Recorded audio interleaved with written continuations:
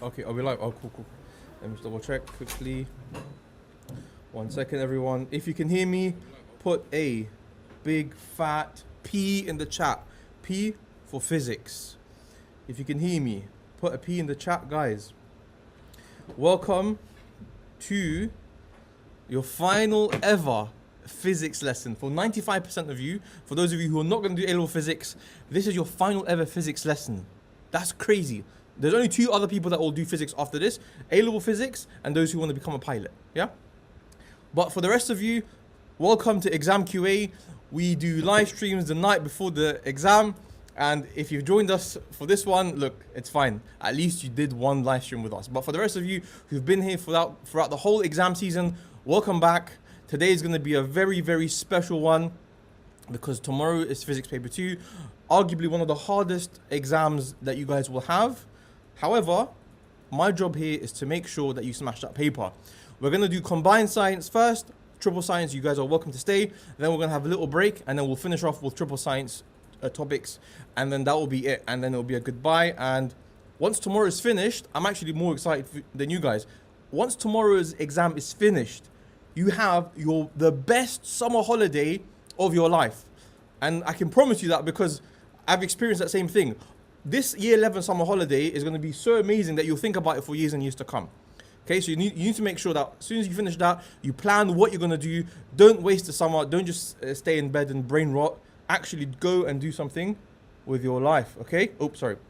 My screen was off the whole time. Okay, so guys, because it's the final live stream, make sure that you guys are locked in. The chat is going to be there for you to ask me questions. But I would advise that you lock in, okay? We still have one more paper left. And then after that, you guys are going to be free to do. So, just getting a quick update from the mods in the background. Zishan, green light, can we start? Yellow. Ooh, Zishan's giving us the yellow light. I don't know what that means. Is it amber or yellow? Amber. The amber light. What could he want, Zishan? What do you want from us? You could let them know we need some likes and some subs. Okay. We're very close to 100k. We're almost at 100k subscribers. What does that mean? You get that little plaque, isn't it? Guys, we need that plaque. You don't understand. If we don't get that plaque, that's it. Game over. Next year, we're not even going to do live streams. So subscribe if you haven't already and smash that like button so the next year, smash it so hard that the year 10s can hear it from now. Yeah? Cool. We're going to start very soon. And guys, if you are gatekeeping, listen, one thing I'll tell you in life is if you gatekeep, your life's not going to be good because you will not attract good friends. All right, so we're going to start in literally 20 seconds. Get ready. We have, what time is it? It's 8:33.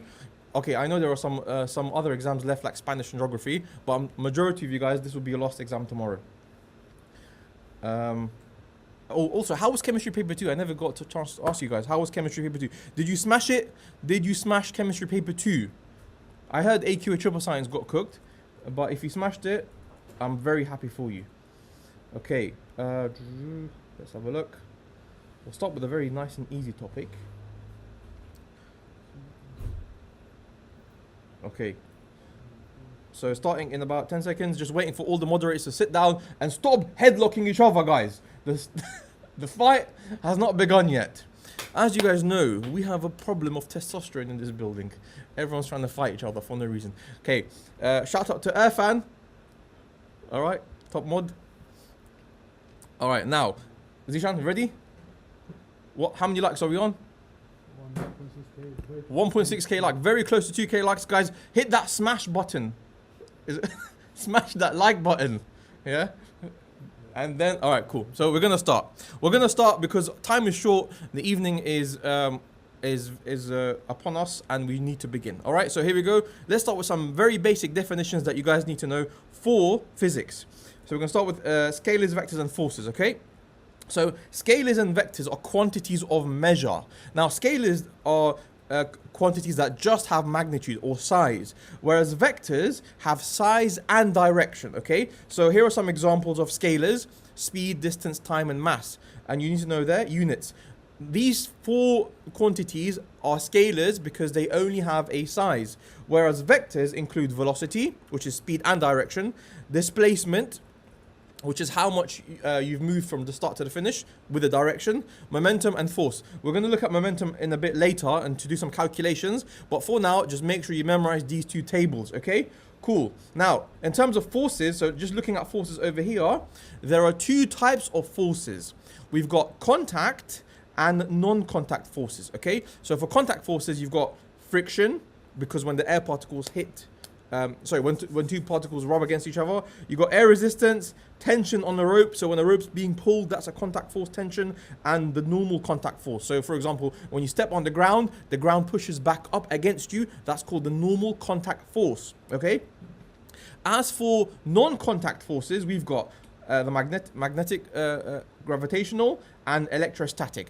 Electrostatic is basically between positively and negatively charged particles. All right, so these forces don't need objects to touch each other in order for them to be exerted. All right, so just memorize that for now. Cool. Very important one, equation for weight. Now this already comes up in your data sheet, but remember, weight equals mass times gravity. So if someone, let's say you go from Earth to the Moon to Mars to Jupiter, is your weight going to change or is your mass going to change? If you jump from planet to planet, will your weight change or your mass change? The answer is the following. So, for example, if you look at these astronauts, his mass is 80 kilograms no matter what planet he's on, okay? But depending on if he's on the Moon or Venus or Earth or Mars, his weight is changing. Why? It's because of gravity, okay? So weight changes based off gravity. All right, now another very important definition, center of mass. Center of mass is where the mass of an object is concentrated, okay? Now, if you look at this volleyball, for example, the center of mass is in the middle, yeah? That's the center of mass. And that's because this volleyball has a uniform shape. Whereas the cone, the center of mass, is closer to the bottom. Why? Because it has a non-uniform shape, okay? So just know the definition of center of mass and what it represents, okay? Now, cool. Why is that important? Because gravity pulls objects down from their center of mass, all right? Okay, and I'm leading to something with this, okay? But just for now, we know what center of mass is, and we know that gravity is where an object gets pulled down from its center of mass, okay? Cool. So let's say, for example, you get on the bus, yeah, double-decker bus, and sometimes when the bus turns around the corner, you might think, oh, it's about to fall over, right? So why is it that some objects fall when you move them too much, but if you tilt them slightly, they don't fall? It's all to do with center of mass and their base. So look, let me explain to you. Okay, so why do some objects fall over? So if you look at a bus, for example, okay, let's say this yellow dot represents the center of mass, yeah? Now, that's where gravity is going to pull down from, okay? And over here, you have the base of the bus. The base is literally the where it's touching the ground, okay? Now, in order for the bus to be stable, the line of action, that green line, has to be within the base, which it is currently, which is why the bus is not falling over. Now, if you tip the bus a little bit like this, you might think, oh, it's going to fall over. But however, notice that the line of action, that green line, the center of mass, is still above the base, which means it will go back to its original position. However, if I tip it over a little bit more like this, now notice that the line of action is actually pointing outside the base. In this scenario, the bus would fall down, okay? So the point is, if the line of action is within the base, the object will remain stable. If it goes outside of the base, then it will fall over, okay? And that's why sports cars find it's difficult to flip over a sports car because of two reasons. Number one, it has a lower center of mass and it has a wider base, okay? So if they ask you, why is it difficult for some objects to flip over? Wide base and low center of mass makes it much more stable, okay? Nice. That's the first topic done. Let's move on. Guys, I would say tonight, don't even go to sleep, yeah? You're going to have to work hard tonight. Physics is not one of those subjects that you can sleep on. And especially what we're about to do right now, momentum. Momentum, guys, this is going to be something that a lot of you will find challenging, so make sure you watch it again. But as long as you follow the steps I'm about to tell you, you'll smash it, okay? So first of all, momentum is just, we said earlier that momentum is a vector quantity, okay? And it's a measure of how much motion an object has. But in your exam, if they ask you to define this word momentum, just write this equation over here, okay? Momentum, P, equals mass times velocity. Okay, as long as you write that equation, when they ask you to define momentum, you'll be fine. Okay, cool. So, for example, if an object, let's say this car has a mass of 1500 kilograms and a velocity of 50 meters per second, and the question says calculate the momentum, it's so easy. What do you have to do? All you have to do is multiply the mass with the velocity. There you go. Mass times velocity equals momentum. So in this case, 75,000. Okay, guys? But that's just the start of the topic. Now, also remember that if an object is stationary, so if it's not moving, the velocity is 0, right? And if it's 0, that means the momentum, it will also be 0, okay? So keep that also in the back of your mind. Stationary objects have 0 momentum. Doesn't matter if they have mass, if they're not moving, they don't have momentum, okay? Cool. Now, what we're going to do is look at 2 types of momentum calculations. We're going to look at something called collisions, okay, and we're going to look at explosions and see how to do those, okay? All right, so let's describe the scenario first before we even look at the calculation. So over here we have 2 boys ice skating together, and suddenly they collide. All right, and after they collide, they are now, you know, 1 unit. We want to know if this 1 unit of boys is going to travel to the right or to the left after the collision, okay? So they came together, now they're stuck together, but will they together as a whole move to the right or will they move to the left? In other words, what is their velocity, their speed and direction after the collision, okay? So that's the question. So what we're going to do is we're going to break this down. First of all, we're going to write before the collision. So before the collision, the first step you do is you're going to calculate the individual momentum of each person. Okay, and remember the equation is easy. P equals mv. Yeah. So for the red boy who's traveling to the right, it's going to be 5 times 60. Yeah. And for the blue boy who's traveling to the left, it's going to be 45 times. Some of you might say 6. It's not 6. Minus 6. Okay. Now, why is it minus 6? Because what we're going to say, as a rule, anything traveling to the right, the velocity is going to have a plus in front of it. So anything traveling to the left, because it's traveling in the opposite direction, we're going to put a minus in front of the velocity. Do you guys understand that? Since we put a plus for the 5, the 6 is going to have a minus, yeah? All right, cool. So we find out the individual momentum. So 6 times 50, and we do that, and you get 300, and you get minus 270. Now we're going to calculate the total momentum just by adding them together. Okay, so when you add those 2 numbers together, you're going to get 30. So that's the total momentum in this scenario before the collision occurs, yeah? By adding them up together. Now, here's the rule of momentum. The rule is that the total momentum before a collision is equal to the total momentum after a collision, okay? So if before the collision it was 30 total, that means after the collision, when they're together, the total momentum is still going to be 30, okay? And that's known as the law of conservation. Cool.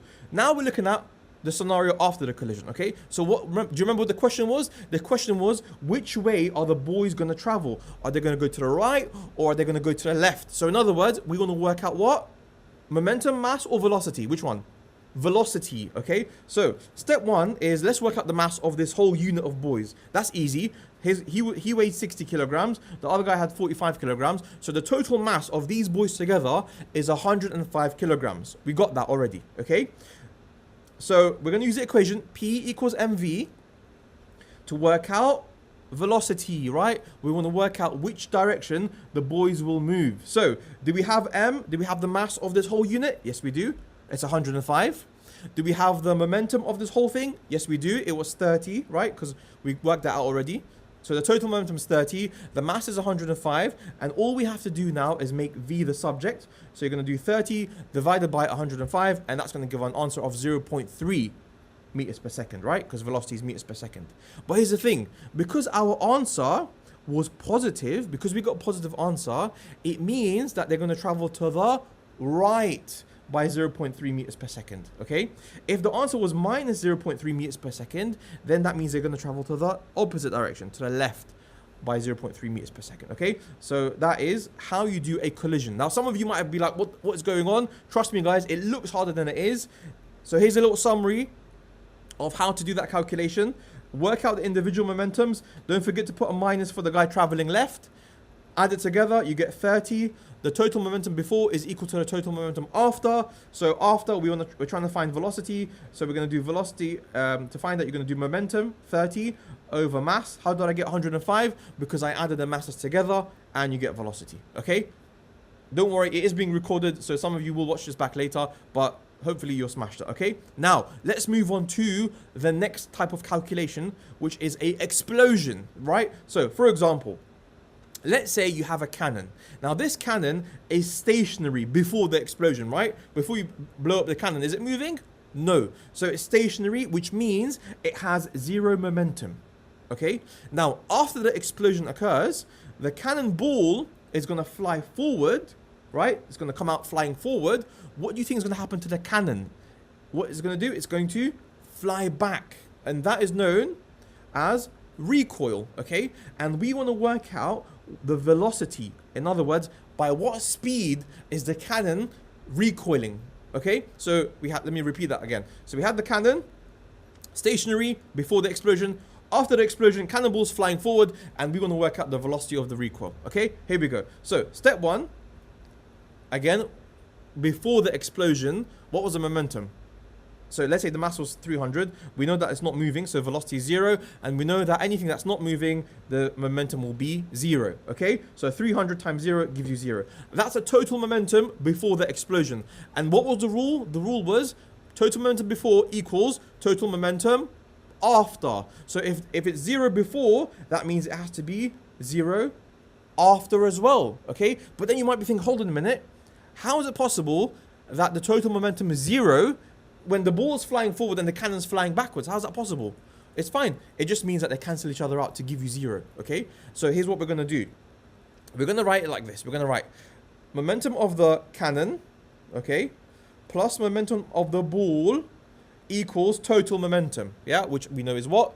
0. Okay, so now all we have to do is we have to figure out the unknown. And in this case, remember, we want to find out the velocity of recoil. How quickly is the cannon flying backwards? So we put in what we know. We know the mass of the cannon. We don't know the velocity, so we're going to leave that as blank. Okay, we leave it as just v for now. Plus, we know the mass of the ball, 8, and sorry, the speed of the speed times mass. Okay, and by the way, if you're thinking where did these numbers come from, these numbers, they will give it to you in the question. Yeah. Cool. And then after that, we're just going to equal that to 0 because we know that the total momentum is 0, right? And then basically we have an equation down here. So 300 plus v, 300 times v plus 160 equals 0. Okay. So all you got to do now is literally just make v the subject. So a bit of maths. Look, you guys literally did 3 maths papers, so I won't tell you how to rearrange that, but just find v. So you're going to get a v is that minus 160 divided by 300, and then you get minus 0.53. Ooh, minus.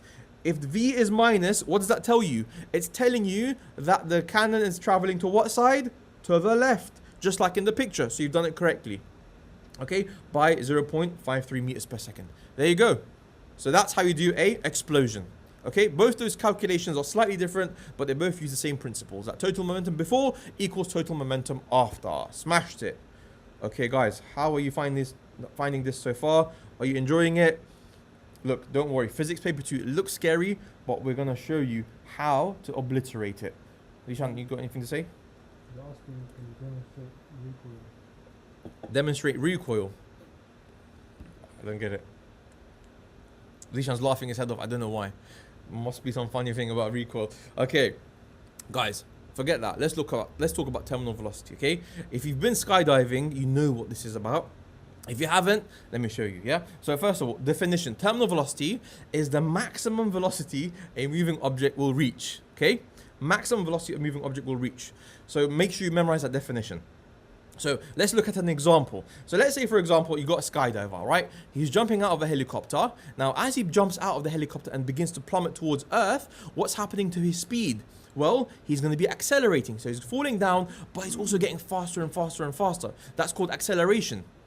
Now, eventually what will happen is he's still falling, but his speed is not getting any more faster. He's reached what? Terminal velocity, okay? So terminal velocity is the highest speed that you will reach. It doesn't mean you've stopped moving. It just means you've hit your maximum speed. Okay. However, we have to explain this using a 5 marker. So let's talk about how to explain terminal velocity using forces. All right. Step 1. Initially, when the skydiver jumps out of the aeroplane or the helicopter, there are 2 forces acting on him. There's the force pulling him down, which is his weight, and there's a force opposite that, which is air resistance, okay? Now, initially, because he's not moving very much, his air resistance is going to be low, so his weight will be greater than his air resistance. That's step 1. You always mention that. Step 2, because the weight is greater than air resistance, that means there's an overall force or a resultant force pointing downwards. And remember, whenever there's a resultant force, that's going to lead to acceleration. Okay, that's why the skydiver was getting faster and faster and faster as he was falling down. Now, as the skydiver falls down, what's going to happen to his weight? Is his weight going to change on the way down? Not really. Unless he's having a KFC on the way down, his weight is not going to change, right? However, because he's getting faster and faster, his air resistance will increase, right? More and more air resistance, until eventually air resistance and weight are equal. Okay, the moment that they are equal, are you still going to have an overall force or a resultant force? Is that going to be there?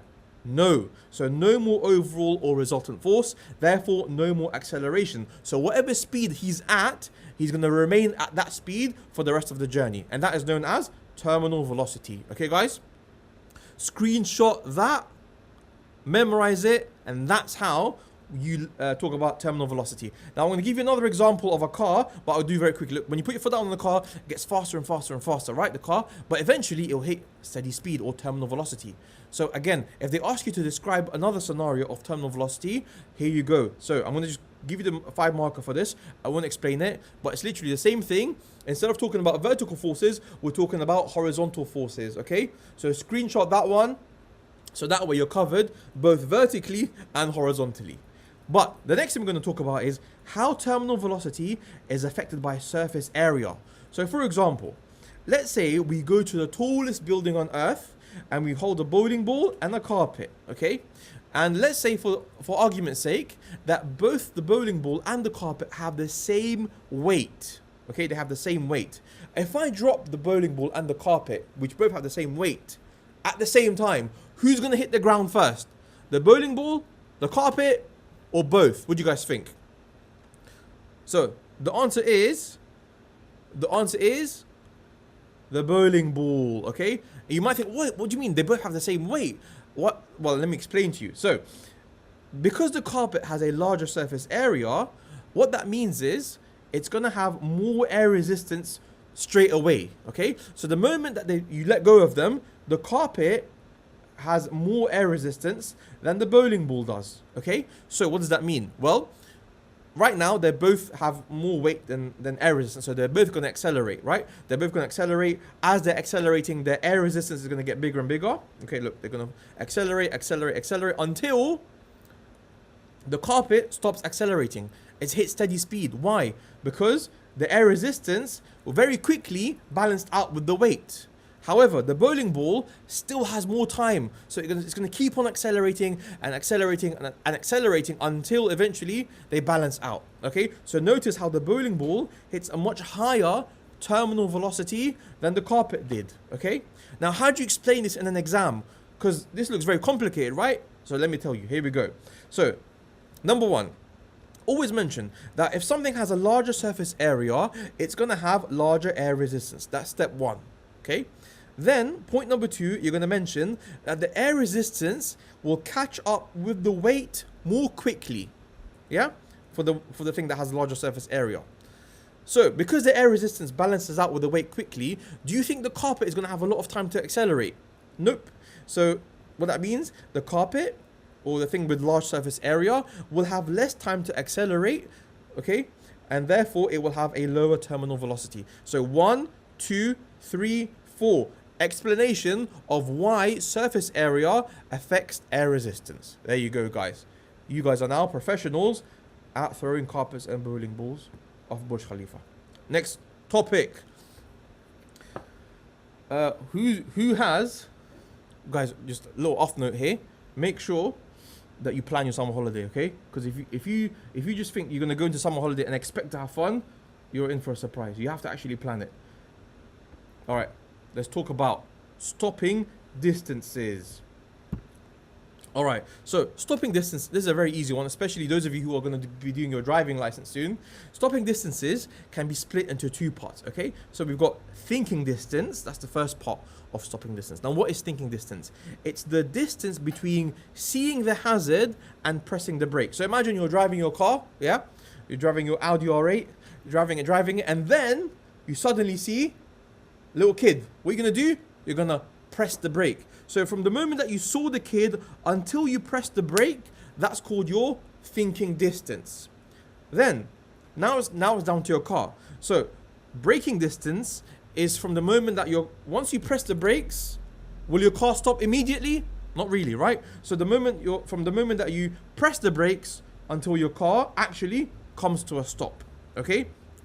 So seeing them braking, and then braking and stopping. So your stopping distance is equal to thinking distance plus braking distance. So know that.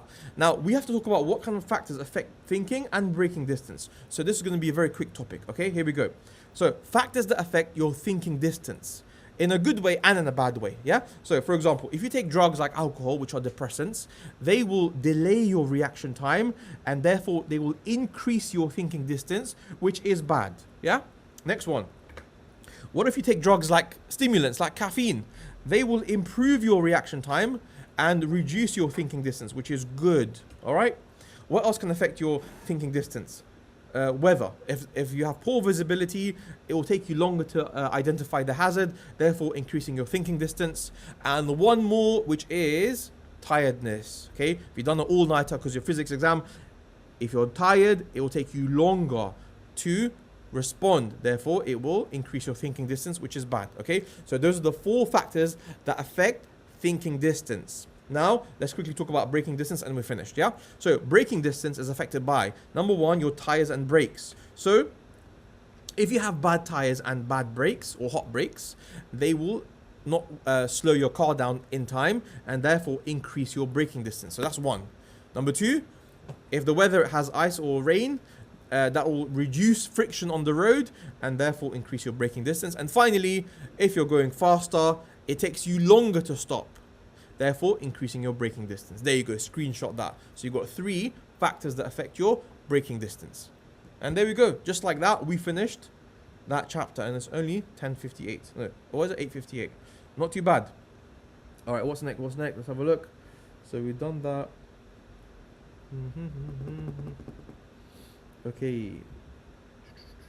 All right, let's go to the next chapter then. Time to go to the next chapter. And this chapter is one that a lot of people hate. It's waves. Why is everyone talking about a recoil demo in the chat? I don't get it. Oh, okay, I understand. I need some...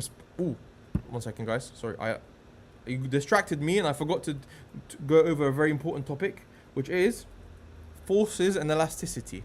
Those of you who want to see a recoil demo, here we go. Time to do the recoil demo. All right, we're going to talk about the recoil demo that you guys are begging for in the chat. So springs, yeah? Now, objects can deform in 2 ways. One is called inelastic deformation. So let's say you have a Coke can of Coke, okay? And you apply a force and that causes it to change shape. And when you let go, it doesn't go back to its original shape. That is called inelastic deformation, yeah? And the opposite of that is elastic deformation. So for example, if you've got a rubber duck and you squeeze it, but then when you let go, it goes back to its original shape. That's called elastic deformation. Okay, guys? So a spring can be elastically deformed in 3 ways. So if you've got a little spring, you can actually deform that in 3 different ways. Number 1, by stretching it out.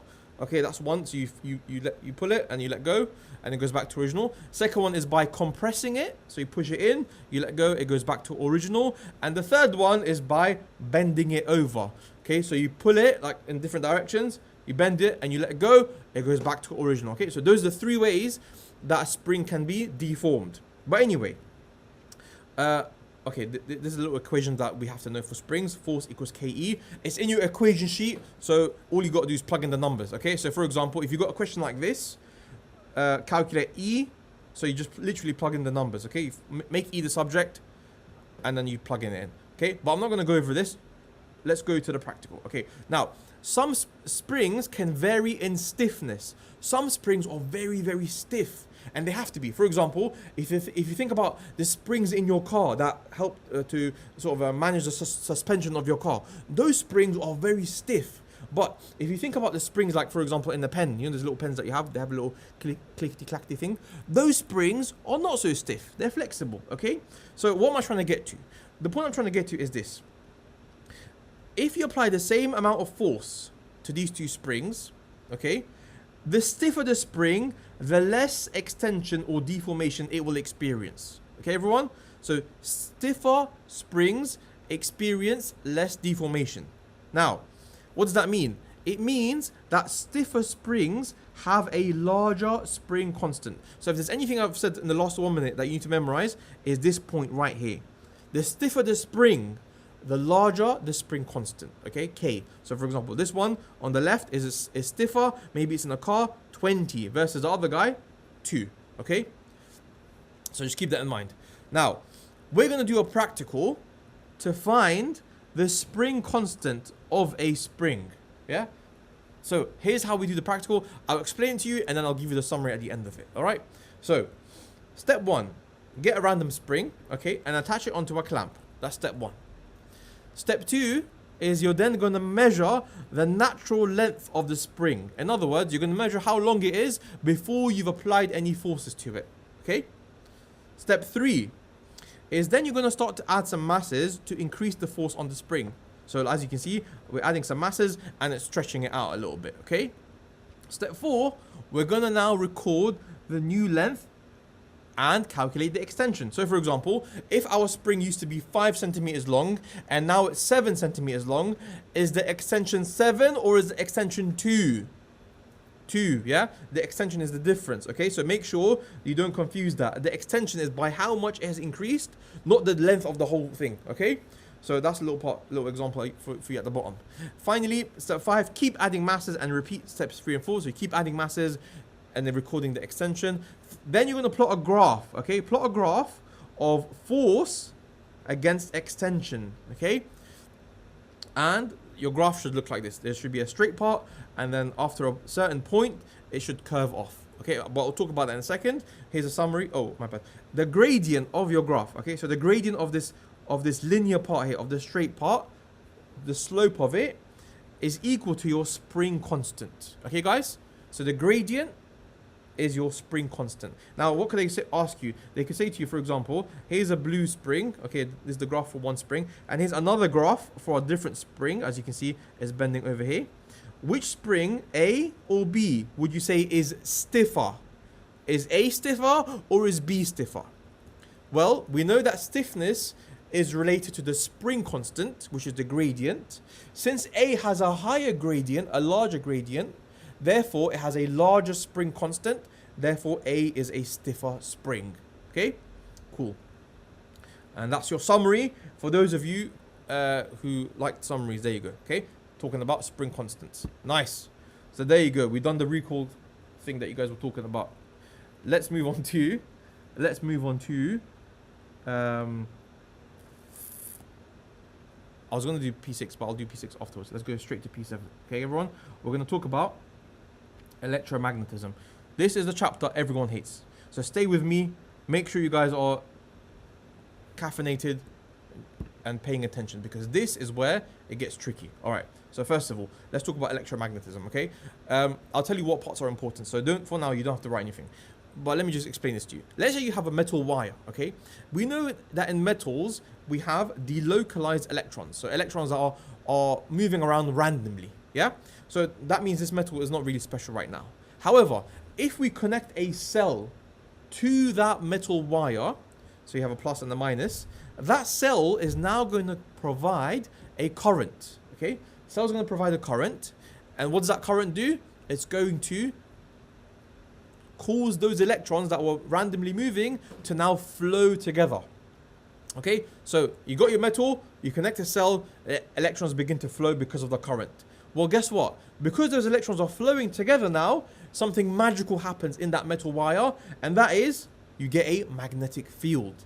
And okay, so a magnetic field is produced when a current flows through a metal wire. Okay, everyone? Now, we'll talk about that in a second, but basically, here's a little summary. And that is called electromagnetism. Okay, so when a current flows in a metal wire, that creates a magnetic field, and that whole thing is called electromagnetism. We used electricity to create a magnetic field. All right, now what direction is the magnetic field going to spin? Well, to find that out, we can use the right hand thumb rule. So make sure you know your right from your left, because I've seen a lot of people use their left hand. You have to use your right hand. Okay, so when you take your right hand, you just do this like a thumbs up. All right, now what does that mean? So your thumb is in line with the current. In other words, wherever the minus is, your thumb points towards the minus. Okay, and then the way your fingers line up, so for example, can you see how your fingers are lining up like this right now? That's showing you the direction that the magnetic field will spin.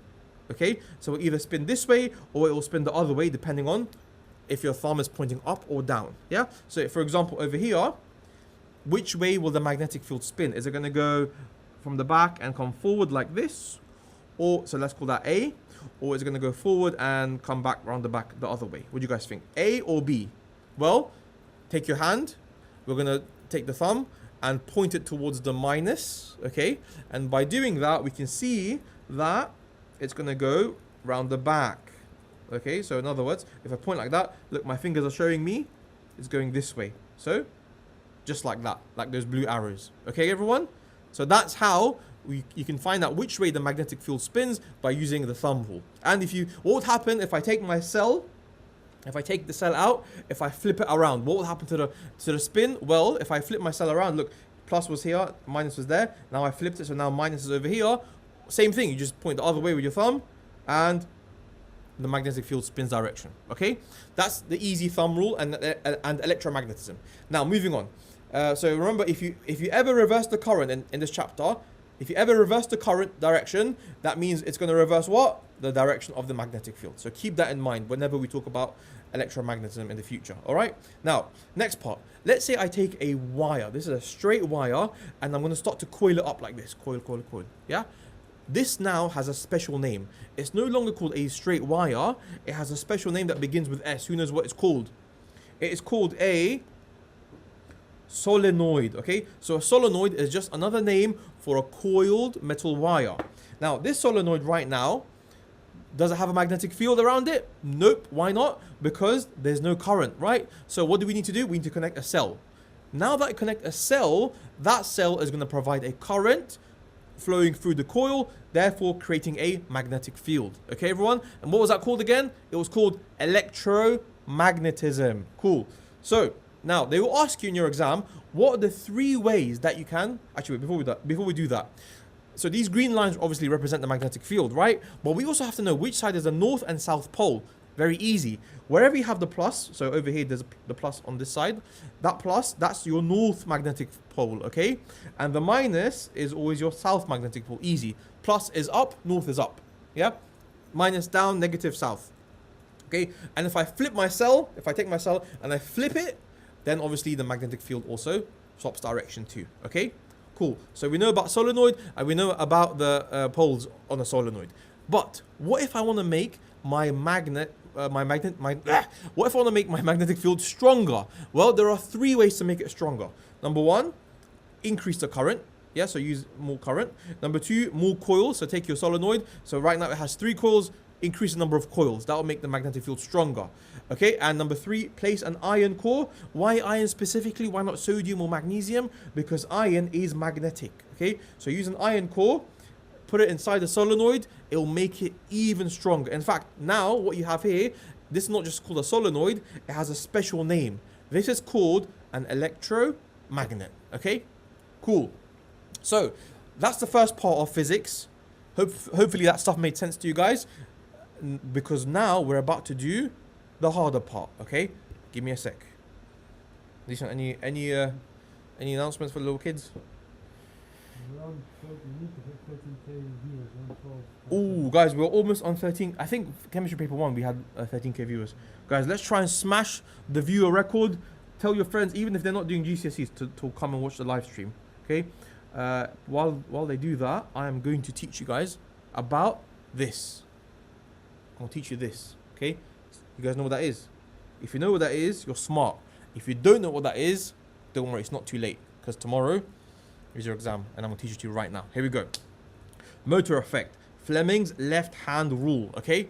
Remember, you have to use your left hand. I've seen kids using their right hands to do this. Game over.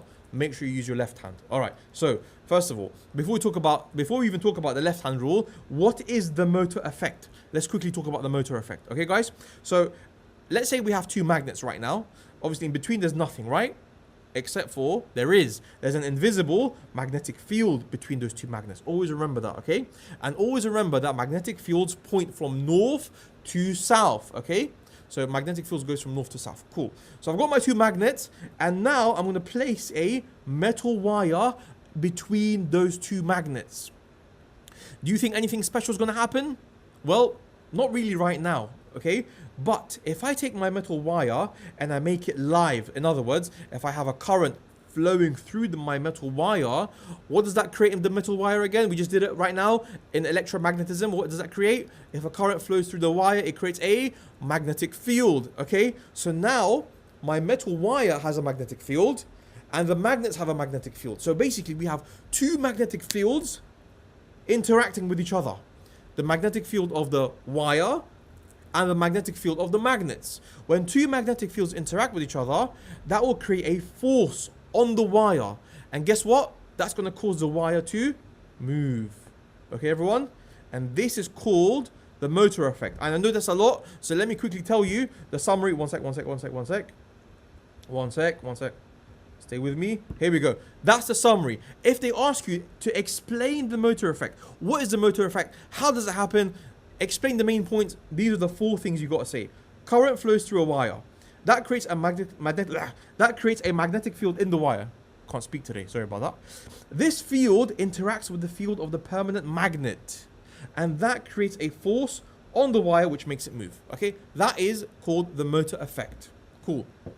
Now, we know that the magnetic field, the wire is going to move, but how do we know which direction it will move in? To answer that question, we're going to use Fleming's left-hand rule, okay? So, warm up your wrists, guys, at home. Get your wrists warmed up because this will hurt. All right, so you're going to do this. So imagine you're making a gun with your hand. You're making a gun, okay? But you're just going to, middle finger is going to point out like that. So it looks like this. And keep your fingers straight, okay? All right, so now, what does each of these represent? The thumb, this one over here, shows you the motion, which direction the wire will move. Okay, that's very important. The first finger should always be in line with the magnetic field. In other words, your first finger should always point towards south. So wherever you see south, you point that way with your first finger, okay? Your second finger, that's going to be in line with the current. In other words, wherever you see minus, your second finger should point towards minus, okay? So, for example, if south is there, you literally move your hand like that. You're following south with your first finger, okay, guys? And your middle finger, that's going to follow minus. So you follow minus with your middle finger. Notice when I'm changing my middle, when I'm moving it around, my first finger is still pointing towards south. It's not moving, okay? And then your thumb, that's the most important part, because once this one is pointing towards south and this one's pointing towards minus, your thumb will then tell you whether the wire is coming towards you, in other words, out of the paper, or if the wire is going away from you, okay? So look, let's practice that. Let's do an example. So here's a scenario. Which direction do you think the wire will move? Will the wire, this orange wire, move towards me, come out of the paper, or is it going to go away from me towards the paper? What do you guys think? So, easy. Get your left hand out, do this, point this way with your first finger, okay, just like this. So look, pointing this way with my first finger. So that's perfectly in line with south, okay? But my middle finger right now, I need to twist it up because minus is up, yeah? So if I twist my hand like this, now my middle finger is pointing up and my first finger is pointing towards south. They're both in line. And my thumb, well, the thumb is pointing away from me like this. Look, it's pointing away from me. So therefore, the wire is moving away from you. Okay, guys? There you go. That is it. That is the motor effect and Fleming's left-hand rule. If you guys found that easy, it means you guys are very smart. All you had to do was just a bit of revision and you would have got grade 9s. But listen, this game is not over, yeah? You can do an all-nighter. I know you guys have been doing all-nighters all exam season, but let's just do one more. And after that, game over. All right. So one final thing. Now look, guys, this thing I'm about to teach you right now, the DC motor, for some of you, this is going to go over your head. Okay. Try to stay with me. I've got a beautiful summary at the end of it that you can copy word for word. So if they ask you about it, you just put the summary. But for those of you who are always interested about this in school, let me explain to you how it works. All right.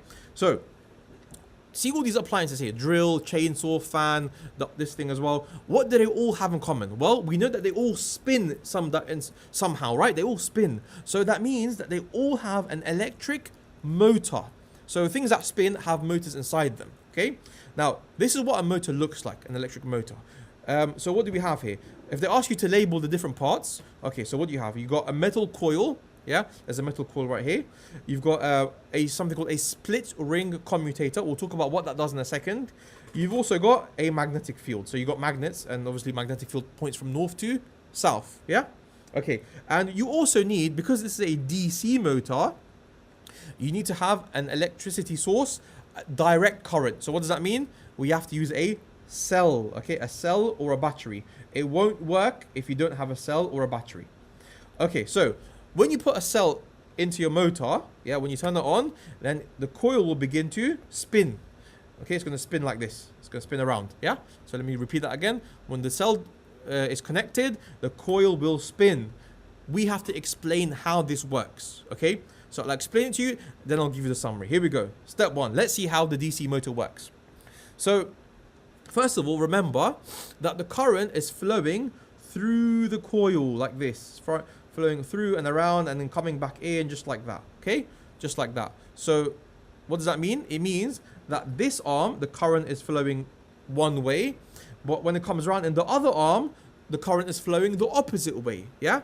So what do you guys think? Do you think that these two arms, these two wires, this one and this arm, do you think that they're going to experience the force in the same direction or in opposite directions? Well, because the current is going in opposite directions, that means each arm will also experience a force in opposite directions. In other words, one arm is going to be pushed up and the other arm is going to be pushed down, okay? Just like this. Okay, now, once we've done a half turn, this arm over here, with the one that kept going up, now it's his turn to move down, okay? And the one who was going down, it's his turn to move up. So the arms that were doing this initially, this one was going up, this one's going down. Now they need to do the opposite, okay? How do we get them to do that? How do we make them change direction? By flipping the current inside them, okay? We want the current inside those arms to also change direction. Now, how does that work? We use something called a split ring commutator. Let me show you very quickly what's going on. So if you look inside, so look, here's one arm that's touching the plus, which means it's going up. And the other arm is touching the minus, which means it's going down, okay? So watch, it's going to go up, up, and up. Now this arm, the one that was going up, what do we want it to do? We want it to start flowing or moving downwards, right? So we want it to touch the minus, and that's where the split ring commutator comes in, that purple thing. So what will happen is this guy is touching the left contact. Now it's going to touch the right contact and move. When it touches that, okay, now it's touching the minus, it's going to move down. And the other one is going to move up, okay? We say, the way we say that in science is we say that after every half a turn, the contacts swap. And why does this happen? So that the coil keeps on rotating, okay? Now, for those of you who like the summary, here we go. Here's this little summary. If they ask you to explain how a DC motor works, Most of that point we know, isn't it? But look, point number 5. The split ring commutator swaps the contacts. In other words, those arms of the coil swap sides every half turn, so that way they can keep on going up and down, and therefore that will create that rotating motion, okay, to ensure the motor keeps turning round and round and round in the same direction. Everyone's typing solenoid in the chat, or maybe my chat's delayed, I think. Okay, everyone, so that is how a DC motor works, and that summary will help you, okay? Nice. Can you check your phone? My phone, it's quite delayed, yeah. Just click this part now. Yes. Okay. Cool. All right. So that was magnetism done, guys. Remember, triple science topics are coming up, but that will be at the end of combined science. So yes, there are certain things like generators and dynamos and alternators. We'll do that when we do triple science. Okay. But anyway, let's go back to some combined. Let's finish off combined science. So we're going to talk about a very, very interesting experiment, which is to do with calculating speed of waves. Okay. And yes, as always, I have a very nice summary for you. Okay, but first of all, what we want to do is we want to calculate the speed of a wave, okay? So to find the speed of a wave, you can do distance over time. Yes, you can do that.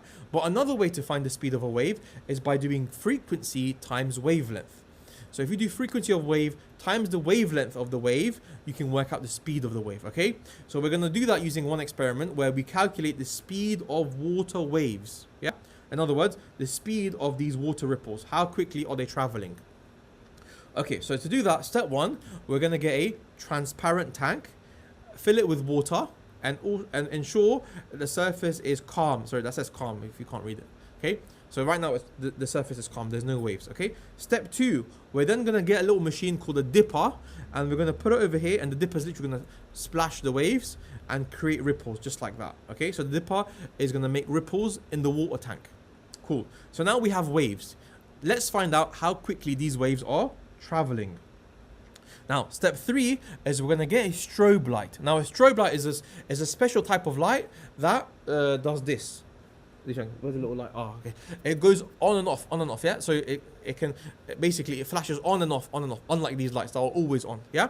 And you can actually control how quickly or slowly the light turns on and off, yeah? Cool. Now, what we're going to do is, when you turn the light on over the tank, you'll notice that there are going to be shadows of those waves at the bottom on the floor. But notice that those shadows are blurry. But don't worry, that's going to change in a second, okay? So what we're going to do is, we're going to adjust the frequency of the strobe light. So we're going to change how quickly the light turns on and off. And we're going to keep doing that until the frequency of the light and the frequency of the waves are equal. And how do we know that? You'll know that when the shadows on the floor are clear, okay? So look, you got the waves, you got the light, okay? This looks weird. You got the waves and you got the light. And we're going to keep on adjusting the frequency of the light until it matches the don't clip this. Until it matches the frequency of the waves, okay? And when you'll know that they've matched each other is when the shadows on the ground are clear, okay, guys? Cool. Now that you've done that, you look at what the frequency was. Okay, so at 50 hertz, the shadows were clear. Therefore, the frequency of the light was 50, and therefore the frequency of the waves were also 50. Good. So we just worked out the frequency of the waves. So to find speed, we have to do frequency times what? Frequency times wavelength. How do you find the wavelength? Easy. All you got to do, get on your knees, get under the table, and just measure the distance between two lines, okay? That distance is equal to one wave. If you want to be super accurate, you can measure, for example, 1, 2, 3. So that's 3 waves, yeah? You can measure 3 waves. Let's say that's, for example, I don't know, 5 meters and divided by 3. Okay, but be careful. I know there are 4 lines there, but that's 1, 2, 3 waves. So don't let that trick you, okay? Also, remember, it has to always be in meters. So if they give it to you in centimeters, don't forget to convert it into meters. All right? And then just plug it into your equation. So that is your summary of calculating speed of water ripples. 7 points. Memorize that, and you can't go wrong with this practical. But we're not finished there, because we have one more wave practical, and that is calculating the speed of sound waves, okay? All right, so let's say we have a speaker. What we're going to do is we're going to produce some sound waves from the speaker, and we're going to choose the frequency, okay? So we'll set the frequency. So let's say we pick 200 hertz. Cool. So we already know the frequency of the wave, yeah? Now, what that's going to do is that's going to produce some sound waves, okay? Notice here, the sound waves are coming out. So we've got the frequency. All we need to do now is just work out the wavelength of these sound waves. If I can work out the wavelength, I can multiply it with the frequency, and there you go. You got the speed, okay? So how do you find the wavelength? Well, what we're going to do is we're going to use 2 microphones and a little machine called an oscilloscope. Yeah. Now, what we're going to do first of all is we're going to make the 2 microphones in line. So notice microphone 1 and microphone 2 are both in line with each other. Yeah. So they're both getting the sound waves at the same time. So when you look at your oscilloscope, when you look over here, you will notice that the wave recordings will be synchronized. They'll be in sync, like this picture over here. Can you see how both the waves are synchronized? Good. That's our starting position. Okay, then what we're going to do is we're going to hold on to one of the mics, but the other mic, we're going to start to slowly move it back. Okay, so for example, look, notice mic number 2 is starting to slowly move away. What that will do is that will desynchronize the waves on the oscilloscope, yeah? So you'll notice now when you look at your machine, the waves are no longer synchronized, but that's fine, don't worry. Keep on going. Sometimes in life, things have to go wrong before they go right. That's what happens in this scenario, okay? So it's going wrong, but don't be scared. Don't be scared. Keep going until, yeah, so notice it's desynchronized. Don't worry. Keep going. And then eventually you'll notice, oh, guess what? They synchronized again. So you had it like this, synchronized, now desynchronized, and then finally synchronized again. The moment it resynchronizes, stop moving the microphones, okay?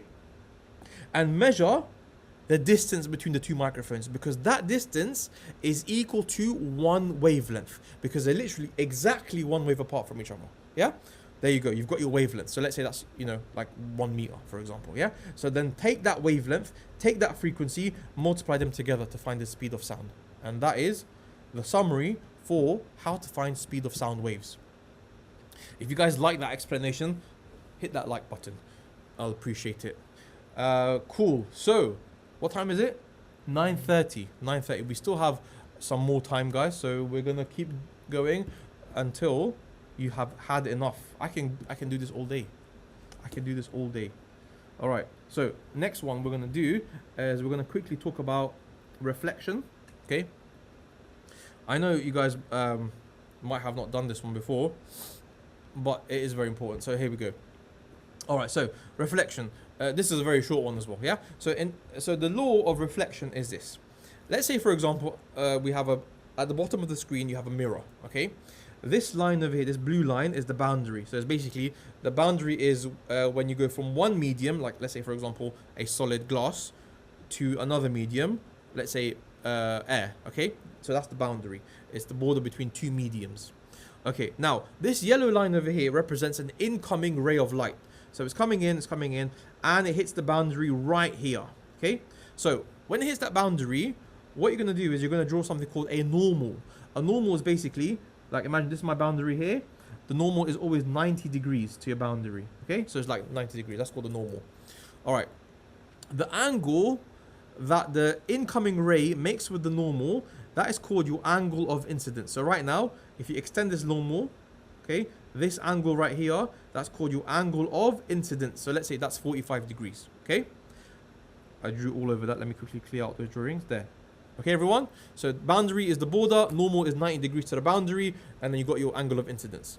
Okay, now the rule of reflection is that the angle of incidence equals the angle of reflection. So when the light hits at 45 degrees, it will also bounce away at 45 degrees, yeah? That is the law of reflection. So what would happen, for example, if it hit at 30 degrees? Same thing, it'll bounce away at 30 degrees. So the law is angle of incidence, AOI, I'll call it AOI for short, equals angle of reflection, AOR. All right, so 45, 45, 30, 30, etc., etc. Yeah? Now that we know that, let's talk about something called specular reflection. So let me give you an example. When you look at a mirror, or if you look at the screen of your laptop or of a phone, you can see your face clearly, right?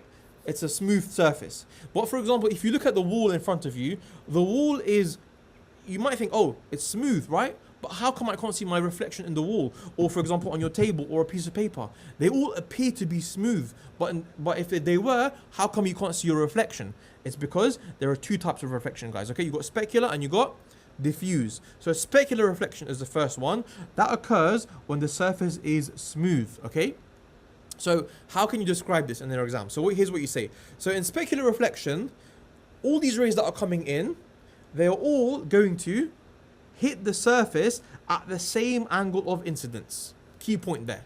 So notice here, angle x, angle x, angle x, which means they all have the same angle. Yeah, whatever it is, 45, 90, but they're always the same.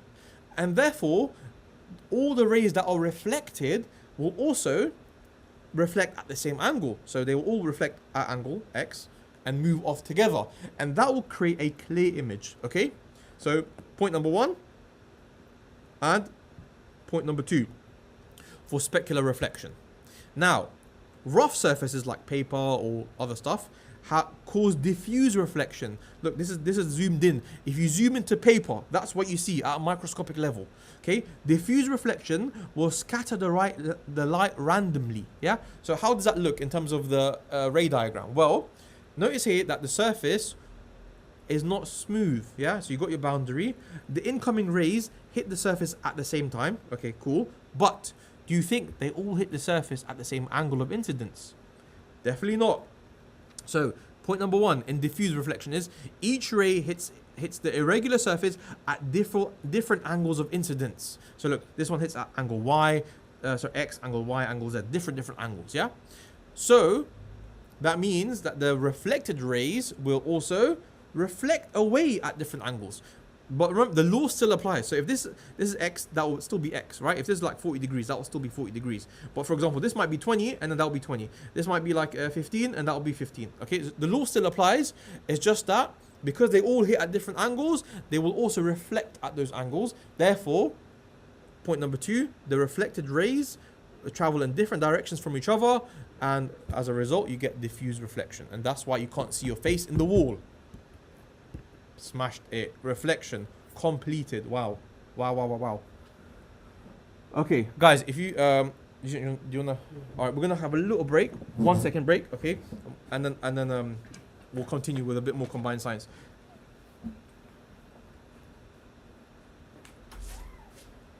Hello, boys and girls. Just a little break, 2-3 minutes. So you can have your breath back, you can have your brain, give your brain a bit of rest. They say that when you revise, you need to have these little breaks here and there. I don't know how true that is. I think it is true, but I think most people take advantage of that and think like if they do like 5 minutes of revision, they should take 1 hour break. But it's the other way around. Okay. This is the last live stream that we've got, so I don't know if it's appropriate if I plug, the same thing I plug as usual, just for one physics paper you have left. If you really want to support us and pay for it, then fair enough. You know where to go, you know what to do. But I've got a few different things that is kind of, you could say, unique to this last live stream. Okay, so pay close attention, and you might be very interested. So, of course, look, this is your last exam, okay? You guys have worked, very hard for your GCSEs. You've done the best that you can. And, after this last exam, there's nothing you can really do to change your results, okay? Would you agree with that? Okay, there's nothing you can really do to change your results. But, just in case your GCSEs did not go well, okay? You really want to focus on your A levels, yeah? When you get into university or when you get older, right, people don't really care about your GCSEs like that, okay? Why is that the case? Because that's not your recent qualification. So right now, of course, you're thinking, oh my God, GCSEs is the be-all and end-all. At the end of the day, you're going to move on. You're going to go into A-levels or BTEC or, something like that, right? Now, it's very tempting to just wait for your GCSEs, spend the whole summer just doing nothing, maybe not doing nothing, but in terms of actual studying or actual sort of learning, it's very tempting to just chill for these next few weeks or these next 2 months and just do motives with friends and things like that. And of course you do deserve that, so make sure you do actually have fun. But the issue is the learning. No one really learns in the summer. And this is a big issue, okay? If you want to see your results first because you don't know what A-levels you want to do, this is also a big issue because, you know, how can you know what A-levels to do without seeing what results you want to do, what results you have for these GCSE subjects? The issue is you still should do the A-levels that you want, okay? Don't let like a specific grade or specific thing decide for you what you want to do later on, yeah? You really want to pick for yourself what you want to do, okay? Don't let your school force you to do this random subject that just because you got, I don't know, a 5 instead of a 6, you have to do so on, you know, something weird like that, okay? You really want to take it into your own hands what you should do or what you want to do, okay? What we recommend, look, we've been tutoring for many years, okay? You've seen the level of the tuition and the level of teaching that we've been giving you guys. If you look at these slides, you won't find these slides anywhere else, okay? So this is, you know, you could say proof, or you could say our evidence that we've been doing this for a while. So why am I saying this? We recommend making a small start on your A-levels now, okay? You're gonna have a really good experience in your A-levels if you start studying now, okay? That sounds crazy, I know, but look, if you want to be that top, you know, 1% of people, that top, you know, the creme de la creme of the people, that's what you got to do. And people do it, okay? You might not believe it, but people do that. So, look, we've got 2 things for you guys. You got 2 QR codes there, or look, one on the top right and one on the bottom right. If you scan the one on the bottom right, this is a form which will give you an opportunity to get tutored by tutors from London Science College. You can see there. Look, it's summer holidays. You're not going to do loads of lessons, but maybe just 1 or 2 lessons a week. Really consider that. Again, we can tell the difference between people that have been studying the summer versus people that have not been studying the summer as soon as year 12 hit. And especially if you're doing maths, bio, or chem, and or physics, of course, you really need to think about what I'm saying right now, okay? But if you want to do it independently without, you know, sort of tuition classes and sort of, you know, private tutoring in that sense, and you want to do it a bit more passively, that top right up there, we've got online resources, just like how we have these slides for GCSE, we have these slides for A-level as well. So go up there, click that code, scan that QR code, or click the link in the live chat. We've got an exclusive code earlybird20, that gives you 20% off if you really want to study in the summer as well, okay, for maths, bio, and chem. And you know, if you're thinking of doing medicine and dentistry, that's the kind of stuff you should be thinking about right now. You need to be thinking long term. You need to be getting serious from now, because it's just a dream. If you're in year 12 and year 13, you want to do medicine and dentistry, it's not realistic. You want to start thinking about this stuff now. That's all from me, guys. It's all in the live chat, or you can just scan these QR codes here, and we'll have Mohammed back. Thank you very much.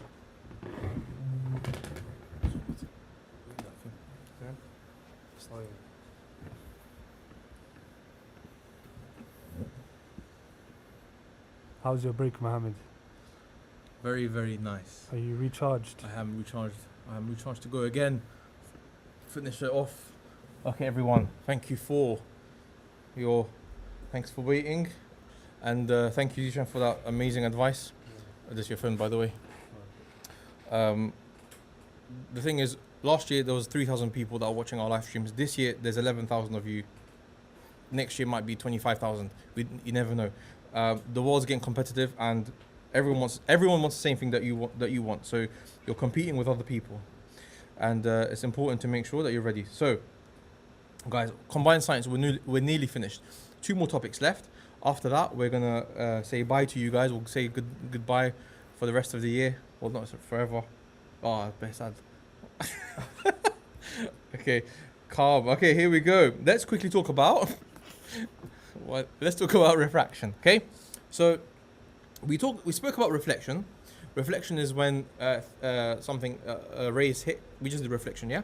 But what about refraction? What's refraction? Refraction is when a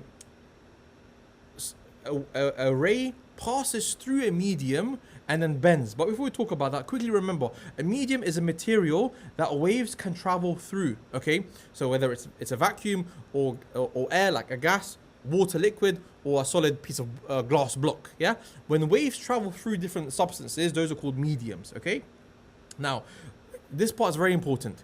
Waves travel slower in denser mediums. So if a medium is more dense, waves travel slowly through a solid compared to, for example, a vacuum or a gas. Okay, keep that in the back of your mind. All right, now what is refraction? What the hell is that? Refraction is when waves bend while passing through a medium of different densities. Okay, so when a wave goes from one medium to another medium and the density changes, that causes the wave to bend direction, and that is known as refraction. Okay, guys, so let's talk about an example. So here we have air and we have a glass block. Okay, so this is a solid glass block. So air is one medium and the solid glass is another medium. Okay, now remember, what's this line called again? What do you call that line? The border between two different mediums. What's that called? Begins with B. That's called a boundary. Yeah, so we know that's a boundary. Okay, so let's say this is the incoming wave. So this incoming wave hits the in air, and now it's hitting the solid. Okay, so what you're gonna do is you're gonna draw a 90-degree normal. Remember, the normal is always the line that is 90 degrees to the boundary. Okay, so we're gonna draw a line that's 90 degrees to the boundary. So boundary was that one, normal is gonna be that way. Okay, now next thing you're gonna do is you're gonna measure the angle between the incoming wave and the normal, yeah, just like we did for reflection. Okay, that angle, we call it the angle of incidence. Oh, we know that as well. We already know that. Now, what we did before is we spoke about angle of reflection, right? We spoke about angle of reflection, which will also be 30 degrees, but we're not talking about that. This time, we're talking about something different. We're going to talk about when the wave doesn't bounce away, but rather when the wave passes through. Okay, so when that happens, all right, because the wave is going from air to solid, it's going into a more dense material. And remember what happens when it goes into something more dense? What happens to the speed of the wave? Slows down. Okay, so whenever the wave slows down, it bends towards the normal. So instead of going straight like this line over here, instead of going straight like this line, it's actually going to bend down a little bit closer towards the normal, like that. Okay, so not like this, expected, like that. Okay, so the angle that you produce now, this little angle, that's called the angle of refraction. And notice the angle is smaller. Okay, so it's not the same as angle of incidence. It's not the law of reflection here. It's smaller. Okay, so that is literally what happens during refraction. So when the wave hits at an angle, let's say it hits at 30 degrees, then it goes into a more dense material, it slows down, so it bends towards the normal. Now, what do you guys think will happen on the other side? What do you think will happen on the other side?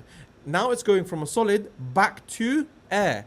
So when it hits it, it's going into a less dense material, so it's going to speed up and bend away from the normal. Okay, so literally the opposite.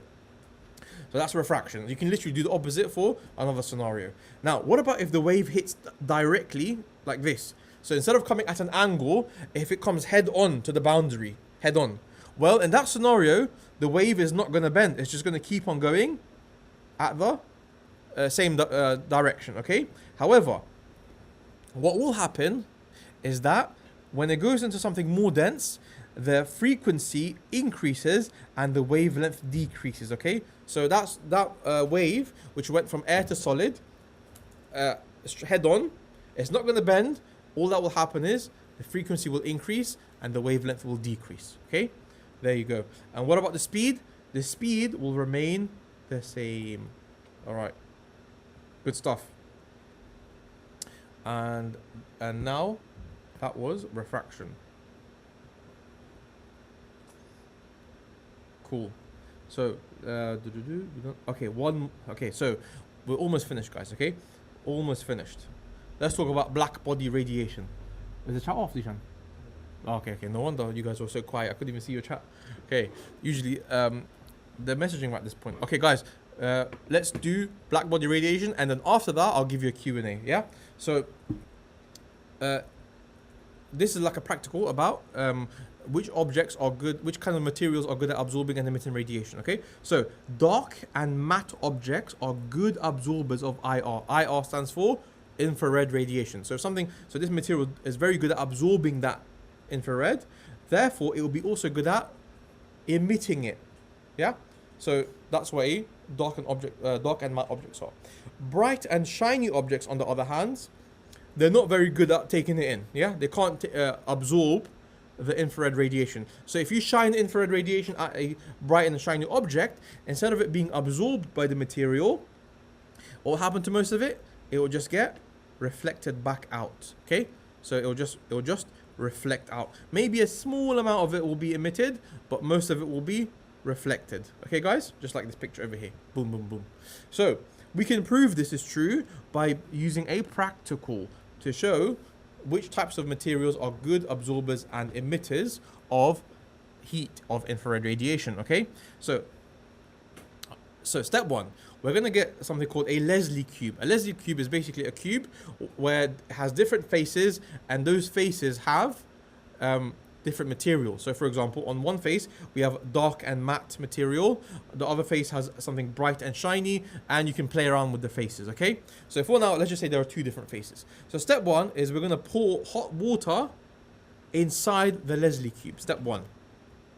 Step two is we're going to get thermometers and put them near the surface of each face to measure the temperature, and initially the temperature should be roughly the same at the start of the experiment. Okay, now then we're going to use a machine called an IR detector, an infrared detector, and we're going to place it facing the Leslie cube so that when infrared radiation comes out of the Leslie cube, it can be detected by the IR detector.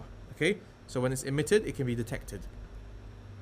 Then we're going to use a stopwatch to record how much infrared radiation is being released every minute, and we're going to do that for about 10 minutes. Okay, what do you think will happen, by the way, guys? Do you think more will be released over time or less? Well, let's see.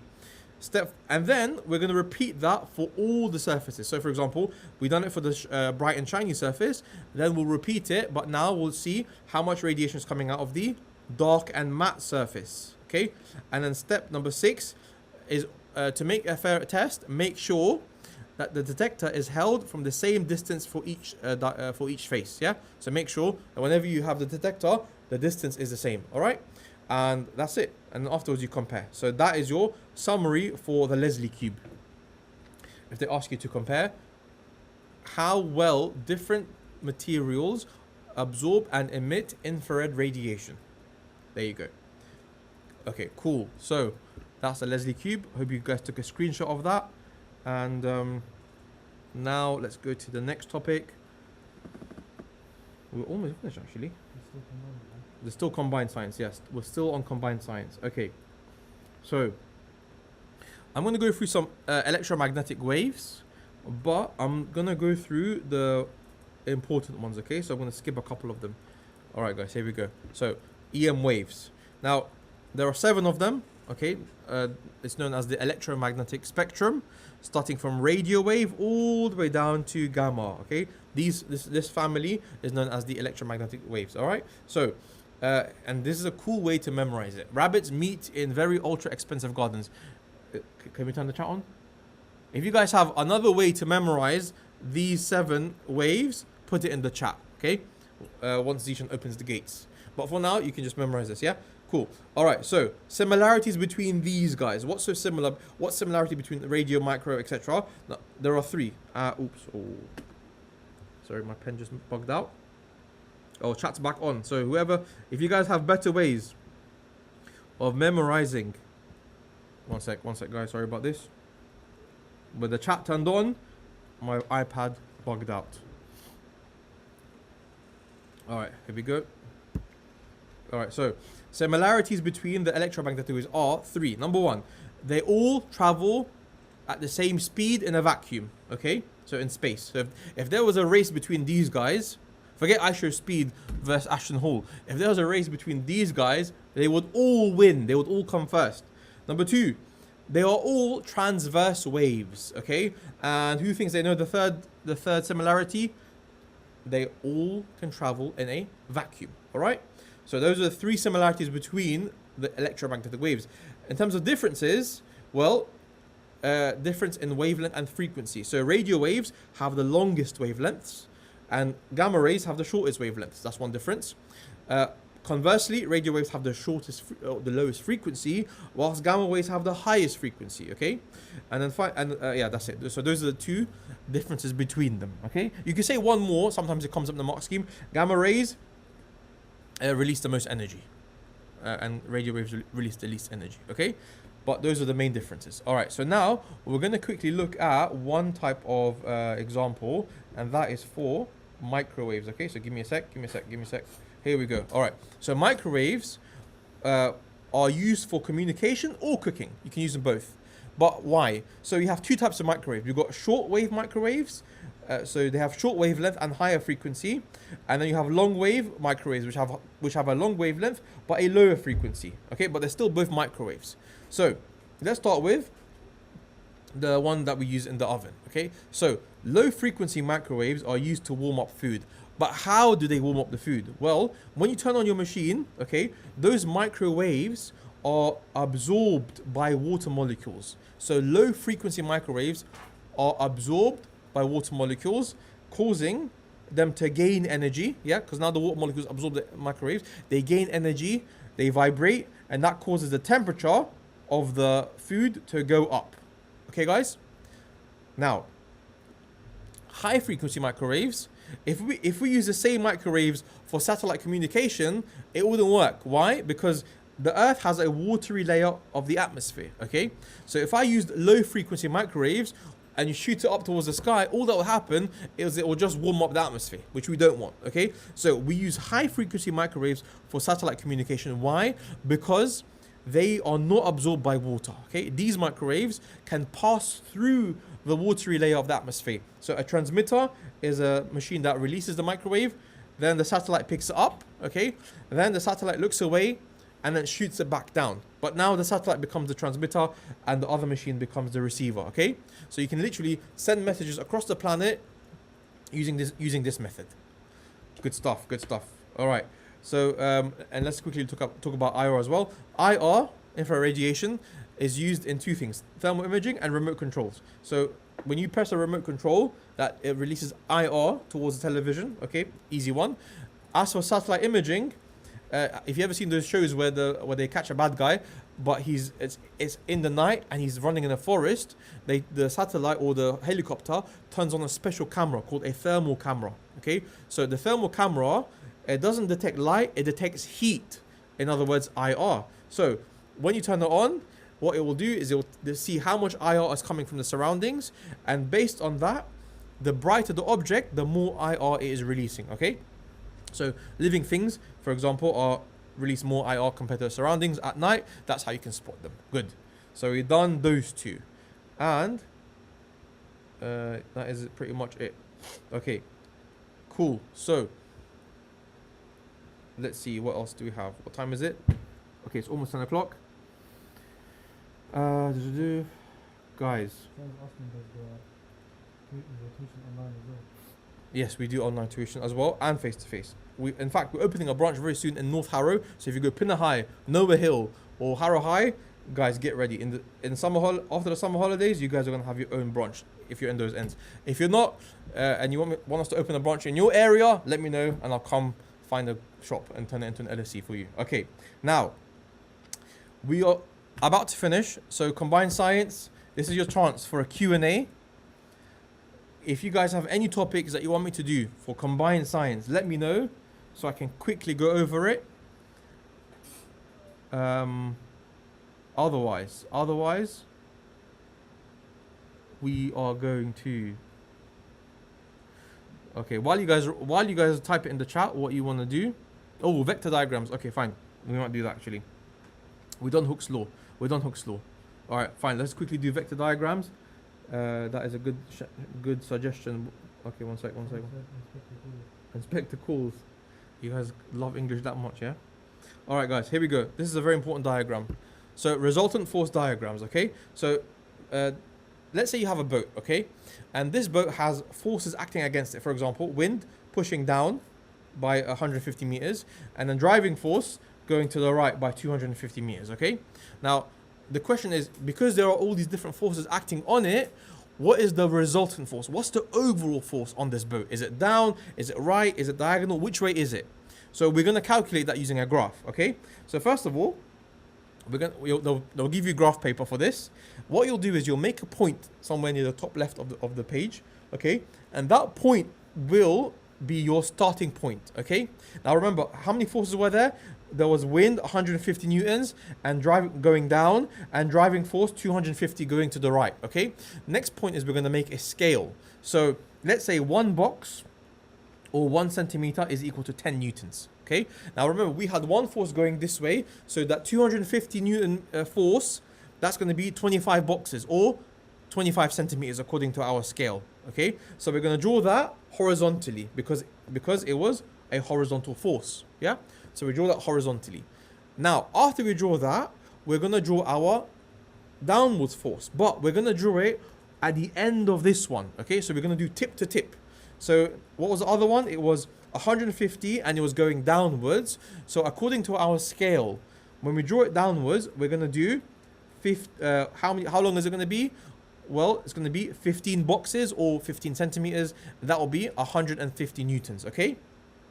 So basically tip to tip. And sometimes you might think, oh, what if I do the red one first and then the green one? It doesn't matter which way you do it, okay? As long as you do them tip to tip. So once you've done all the forces, then you're going to mark your ending position. So that is where they end up, okay? So we start over here in the blue and we end up over here in the black. Then you're going to get a ruler, okay? And you're going to connect those 2 points with a ruler. So this purple line now represents your overall force, your resultant force. Okay, so we know the resultant force is going in a sort of southeast direction. Yeah. What if they want to know the magnitude of this force? How much is it? Is it 300 newtons? What is it? So easy. Since we have a scale, we know that 1 centimeter is equal to 10 newtons. And by the way, you make that scale. Okay. Then you can just get your ruler, measure that. So let's say you measure that purple line with your ruler and it comes to 30 centimeters. Okay, we know. Then that's 300 newtons. There you go, okay? So your resultant force is this way by 300 newtons. Let's do another example quickly.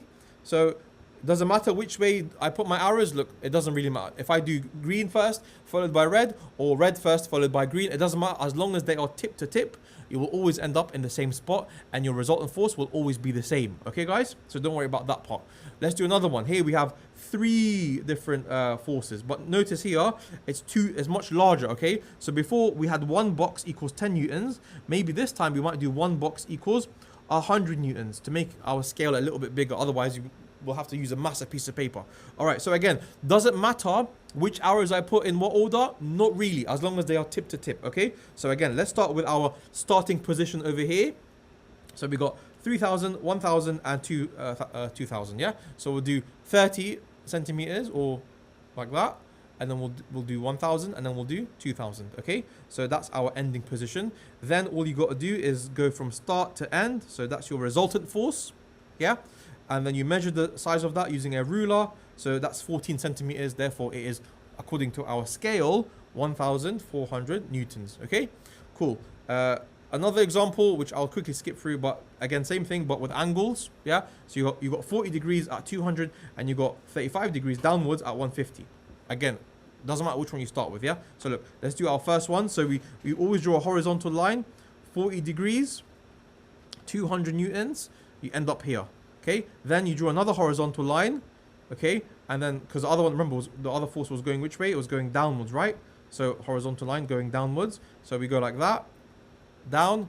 What is that? 15 newtons, okay, and then that's our end. And then you just measure that using your ruler, okay. Measure the angle, 15 degrees, and there you go. All right. When you watch the replay of this video, hopefully that'll make sense to you. All right, equilibrium. When the forces are balanced, there's no resultant force. So if you imagine your arrows all end up back in the same position. For example, imagine you have this scenario. So you went that way, then you went down, but then you went this way. If the arrows come back to the same position, so your start and end is the same place, what does that mean? Do you have a resultant force? No. Therefore, you are in equilibrium where there's no overall force. Okay, guys? And same thing here. Look. What's the overall force? Nothing, yeah? Because where you start, where you end is the same place. Okay, therefore, no overall force. Good stuff, guys. Well done, well done, well done. Okay, so, so basically, I think we're gonna have to say bye to you, combined science kids. Look, I'll be honest. Oh, Zishan, maybe I shouldn't have. I messed this up, guys. Quick little message to all of you before we end. I know it's been a very interesting exam season. You know, it's been fun to do these live streams for you guys, and especially to see your comments after the exams and how you found it. Hopefully tomorrow's paper goes well as well. But remember that these exams don't determine who you are. And I'm sure you've heard that by everyone.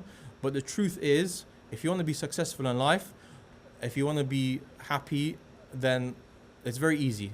There's a couple of things you've got to do right.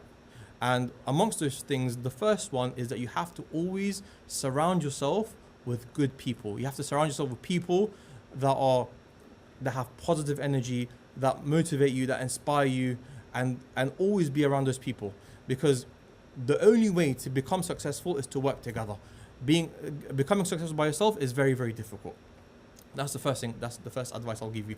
The second advice is your time is very valuable. Your life is going to go by very, very quickly. I remember when I finished my GCSEs, it was a very long time ago, but it feels like yesterday. And I literally remember coming back home from my last ever GCSE exam, taking off my tie. I don't know where it's gone. I threw it away. And that summer holiday went by so quickly. And so you guys are going to have the same summer holiday, and after that your time is going to go very quickly. So make sure that you spend your time wisely and cherish every moment of your life, because after this, life is going to be very different for you guys. Some of you will go to college, some of you are going to start working, and up to now you've all kind of had the same journey, but at this point everyone's going to go to different places. So from ExamQA, from myself and Zishan, from all the mods, from everyone who's worked hard behind the scenes to make this possible, we wish you a good exam season. We wish you the best. Thank you for coming to all the lives. Thanks for all the likes and comments. And yeah, that's it from us. Combined Science, all the best for your exam tomorrow. And hopefully some of you will see for A-levels. The rest of you, if you ever see me around the street, don't feel shy to say hi. Okay. Now let's go and finish off triple science. Let's do it, guys. Triple science. Oh, Zishan, I messed up on this a little bit. Oh, actually, no, I didn't. People saying they're crying. Guys, if you're crying, wait till your physics exam tomorrow. Then you'll cry properly. All right, cool. Okay, so what? Time to smash out triple science, guys. You guys are in for a mad one. Okay, let's start with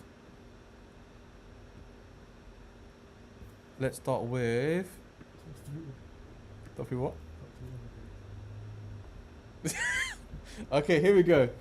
All right, so we're gonna talk about fluid pressure. So this one's very quick. Okay, so let's say you have a beaker containing a fluid, whether that's water, whether that's alcohol. Okay, now fluids have particles inside them, and those particles have kinetic energy, so they move around. Okay, now every now and then those particles will collide with the surface of the container. So these water particles are moving, and they collide. Okay, when they collide with that surface of that container, okay, the force is always 90 degrees to the surface. Okay, so when the water particle collides with the surface, it creates a force which is 90 degrees to the surface. Okay, that force from that fluid has a special name. It's called pressure. Okay, so that's basically the foundation behind it. Yeah. Now, pressure, very important equation. P equals FA. Pressure equals force over area. So if the particle has a higher force, or if the container has a smaller area, either of those will cause the pressure to increase. Okay, but again, this is very straightforward. You'll get it in your equation sheet. Okay, another important equation is pressure equals density times gravity times depth. Depth means how low the object goes, or how under the fluid. Okay, so for example, let's say you have a ball. It's pushed 50 centimeters down into a beaker of water that has a density of 1 kilograms per meters cubed. Calculate the pressure that the ball is experiencing in the middle of that container. Well, easy. Just use your equation. Okay, so plug in the values. Density is 1 because it says it over here. Gravity. Now, gravity, we're assuming that this is being done on Earth. So gravity on Earth is 9.8. If it's being done on a different planet, they'll tell you the gravity. Okay, and the depth will be 0.5. Why is it 0.5? Because although it's 50 centimeters, you have to always convert it into meters, and that will give you 4.9 pascals. Pascals is a unit of pressure. Very easy question. Just plug it into the equation. Okay. Now, let's talk about some examples of the effect of depth, density, and gravity on pressure. For example, if I have a beaker like this, right, which outlet A or outlet B, do you think that water would flow out more quickly from? The answer is outlet B. Why? Because it's lower, therefore there is more depth, therefore there's more pressure. Okay, so it's the same fluid, has the same density, same planet. It's just that this outlet is a bit lower, so depth is higher, therefore there's more pressure. Okay, so that's the first one. That's the effect of depth. Next one, you have two beakers. The outlet is at the same position, so the same depth. Okay, they both are the same fluid, so same density. However, one of them is on Earth, the other one's on the moon. Which one's going to have more pressure? The one on Earth. Why? Because the gravity is larger. Okay, and let's go to the last example. So again, depth is the same, the positions of the outlets are the same, they're both on the same planet, right? As you can see, the red one, they're probably both on Mars. The difference is the purple one has more density, so therefore it will have more pressure. Okay, guys? So that's how you prove those three factors affect the pressure. All right, let's talk about why objects float or sink. So why do objects float and sink? Now, when an object is submerged underwater, so it goes under the water, the fluid is all around it, so it's going to feel pressure from all sides. Okay, it's going to feel pressure from all sides. However, we know that the lower you go, the more pressure you feel. So the pressure is larger from the lower side. The pressure from the lower side that's pushing it up is larger than the pressure from the fluid above it. Okay, so what does that mean? It means that actually now there's an overall force. Which way do you think it's going to be? Up. Okay, there's an overall force upwards, and that force is called upthrust. Okay, so whenever you submerge anything in the fluid, the bottom side of that object will experience more pressure and therefore always push up. Okay, that's called upthrust. Now, we know how upthrust is made. Okay, so whether an object floats or sinks or stays suspended is to do between which side is winning, upthrust or the weight. Okay, for example, if the weight is larger than the upthrust, object will sink. Easy. However, if the upthrust is larger than the weight, the object will rise or float. And if they're balanced, then it will remain suspended. Okay, cool. Now, so why do submarines float or sink? We know submarines can go up and down, right? Why is that happening? Well, it's to do with the fact that submarines can change their weight underwater. You might think, what? How can they change their weight? Easy. If a submarine wants to go down, what it will do is it has special tanks that it will fill up with water. Okay, so it will fill up those tanks with water, causing the weight of the submarine to increase, and therefore the weight will be greater than upthrust, pulling the submarine down. Okay, guys, so that is fluid pressure in a nutshell. Hopefully that made sense. Let's move on to next topic. Okay, we'll come back to that in a sec. Okay, so a lot of you do not like lenses. So let's talk about lenses, because I think everyone hates lenses. Yes, we'll do space, don't worry. Space is coming up, 100%. We can't sleep tonight without doing space, okay? All right, cool, lenses. One second, I'm just going to quickly drink this. So, and yes, we'll do generator effect and all the other stuff that you guys want, okay? Don't worry. So we know that lenses bend light in different directions, okay? One type of lens is called a convex lens. And what this does is when light hits it, or when a ray hits it, what it will do is it will bend the light inwards. So it will bend it together. It will bring it in. That's what a convex lens does, okay? And the place where it brings it in, so this point over here, that is called the focal point, okay? And the distance between the focal point and the middle of the lens, that is called the focal distance, or we'll call it F, yeah? Cool. Convex lens brings light in, so it's converging, yeah? And focal point is the point where the light meets, and the distance between the lens and the focal point is called the focal distance. All right. Now, the thicker the lens, the stronger it is at bringing the light in, okay? Therefore, the focal point will be closer, yeah? So the thicker, the stronger, the closer the focal point. Just keep that in mind, and therefore the shorter that focal distance will be. All right? Cool. Now, the opposite of a convex lens is a concave lens. What do you think that will do? Is that going to bring the light in, or is it going to push the light away? Well, when light hits a concave lens, it's going to push it away. Exactly. It's going to push it outwards. All right? Now, so where's the focal point?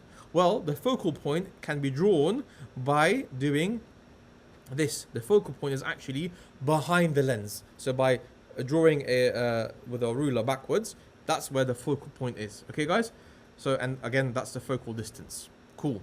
So, convex, concave lenses. All right. Now, images, when we do ray diagrams, when we're going to talk about images, okay? Images can be real or virtual. We have two types of image, real or virtual, all right? So what's the difference? To put it short, to put it simply, a real image is on the opposite side of the lens, yeah? So here's your object, hits the light from the object hits the lens, the real image will be on the opposite side of the lens, okay? A virtual image will be on the same side of the lens. That's the difference. Real, virtual, okay? All right, now let's talk about some ray diagrams. This is where things get interesting. Cool. So remember how we had a concave lens and we had a convex lens, right? We're going to look at the ray diagram for a concave lens first. Okay, so, oh, my bad. We're going to look at the convex lens first, not concave lens. Convex lens, yeah? The one that brings light in. We're going to look at that one first. So, that's what the convex lens looks like, but in a ray diagram, you can't draw it like that. So you have to draw it like this, where the lines are pointing like that, okay? So look, a little V here. V for convex lens. Okay, now what do you think F means? F means focal distance. So what do you think 2F means? Double the focal distance. So if the focal distance is 3, 2F, so that's 3, then that will be 6 centimeters away. Okay, cool. All right, so first, we're going to do 3 scenarios for this, by the way. The first scenario is if the object, so let's say this little rose, if the object is placed 2F, so 2 focal distances away from the lens, okay? So it's over there. How do we construct the ray diagram for the image? Here's what we do. We're going to draw 2 lines, okay? The first line is going to go from the top of the object horizontally and just hit the lens. Once it does that, from there, we're going to draw it going down, passing through F, okay? That's the first line. So just go straight, horizontal, hit the lens, and then pass through to F, okay? The second line is going to go, again, from the top of the object, but this time passing through the middle of the lens over here, okay? So first line, straight through to F, through F. The other one just going down through the middle. Now notice that those 2 lines will eventually meet over here. Where those lines meet is where you're going to draw your image. So there you go. There's my image. So what kind of image is this? Well, let's have a look. It's going to be a real image. And the size, because it's on 2F directly, the size will be identical. Okay, so here you go. If an object is on 2F, you will produce a real image, which is inverted and the same size. Okay, so those 3 points at the bottom, make sure that you remember that. If it's on 2F, your image will be also on 2F. It will be a real image. It will be inverted, so upside down, and it will be the same size as your object. Okay, guys? Cool. Next scenario. What if I do my object between 2F and F? So look, now the object is not directly on 2F. It's between 2F and F. So, again, we're going to draw our 2 lines. So from the top to the lens, and again, passing through where? Passing through F. Second line is going to go, again, from the top, passing through the middle. And this time they meet over here. So they meet a little bit beyond 2F, okay? So our image, when we draw it, let's have a look. So it's bigger than the object. So if your object is between 2F and F, then your image is going to be a real image. It will be inverted and it will be enlarged. Okay, guys? Good stuff. Good stuff. And the final scenario is, what if my object is closer than F? So there's F. The object is a little bit closer than F to the lens. Let's have a look. So again, one line from the top, passing through F. Just like that, passes through F. Second line, you guys know it by now, passing through the middle. But notice, these lines, they don't look like they're ever going to meet. In fact, they're going away from each other. They're not going to meet. So what do? Do we get an image or not? We do, but the image is going to be on the other side. So what we do is we extend our lines backwards and backwards because they're going to meet on the other side, on the same side as the object, okay? They meet over here. That's where the lines meet. So there's where you're going to produce your image. And what kind of image is it? Well, number one is virtual because it's on the same side as the object. Number two, it's upright. And number three, it's enlarged, okay? So those are your three scenarios. One was on 2F, the other one was between 2F and F, and the last one is closer than F. Those are all three for convex lenses, yeah? Now, let's quickly do one for a concave lens. It's just one, so don't worry about that. Guys, you understand that, yeah? Does this make sense? Cool. So, concave lens. Let's look at concave lens. Remember, concave lens, it looks like that, the line, yeah? So the line looks like this at the bottom. Like a little C, or like a little cave, you could say. All right, so for this one, it's just if the object is placed anywhere before F, yeah? So we're going to draw one line like that towards the lens. But remember, this is a concave lens, so it doesn't bring light in. It doesn't bring light in, yeah? It's not converging. Remember, it pushes light away, right? It pushes light away. But which way is it going to push it away? Like what angle? How do we know the angle? We don't know which way it's going to push, right? So here's what we do. To find out which direction the light's going to go away, you get your ruler and you put your ruler from this F to here, okay? So you draw a line like this, you extend it, and then you keep on going. That's how you get your angle. Okay, guys? Does it make sense? So that's how you get your angle. So go like that, then get your ruler, place it on F, touch the lens, and then extend like that. That's your first line. The second line is going to go from here through the middle, as always. Yeah, just like that, through the middle. Okay, that one's the same. And then this time, where do our lines meet? Well, they meet over here.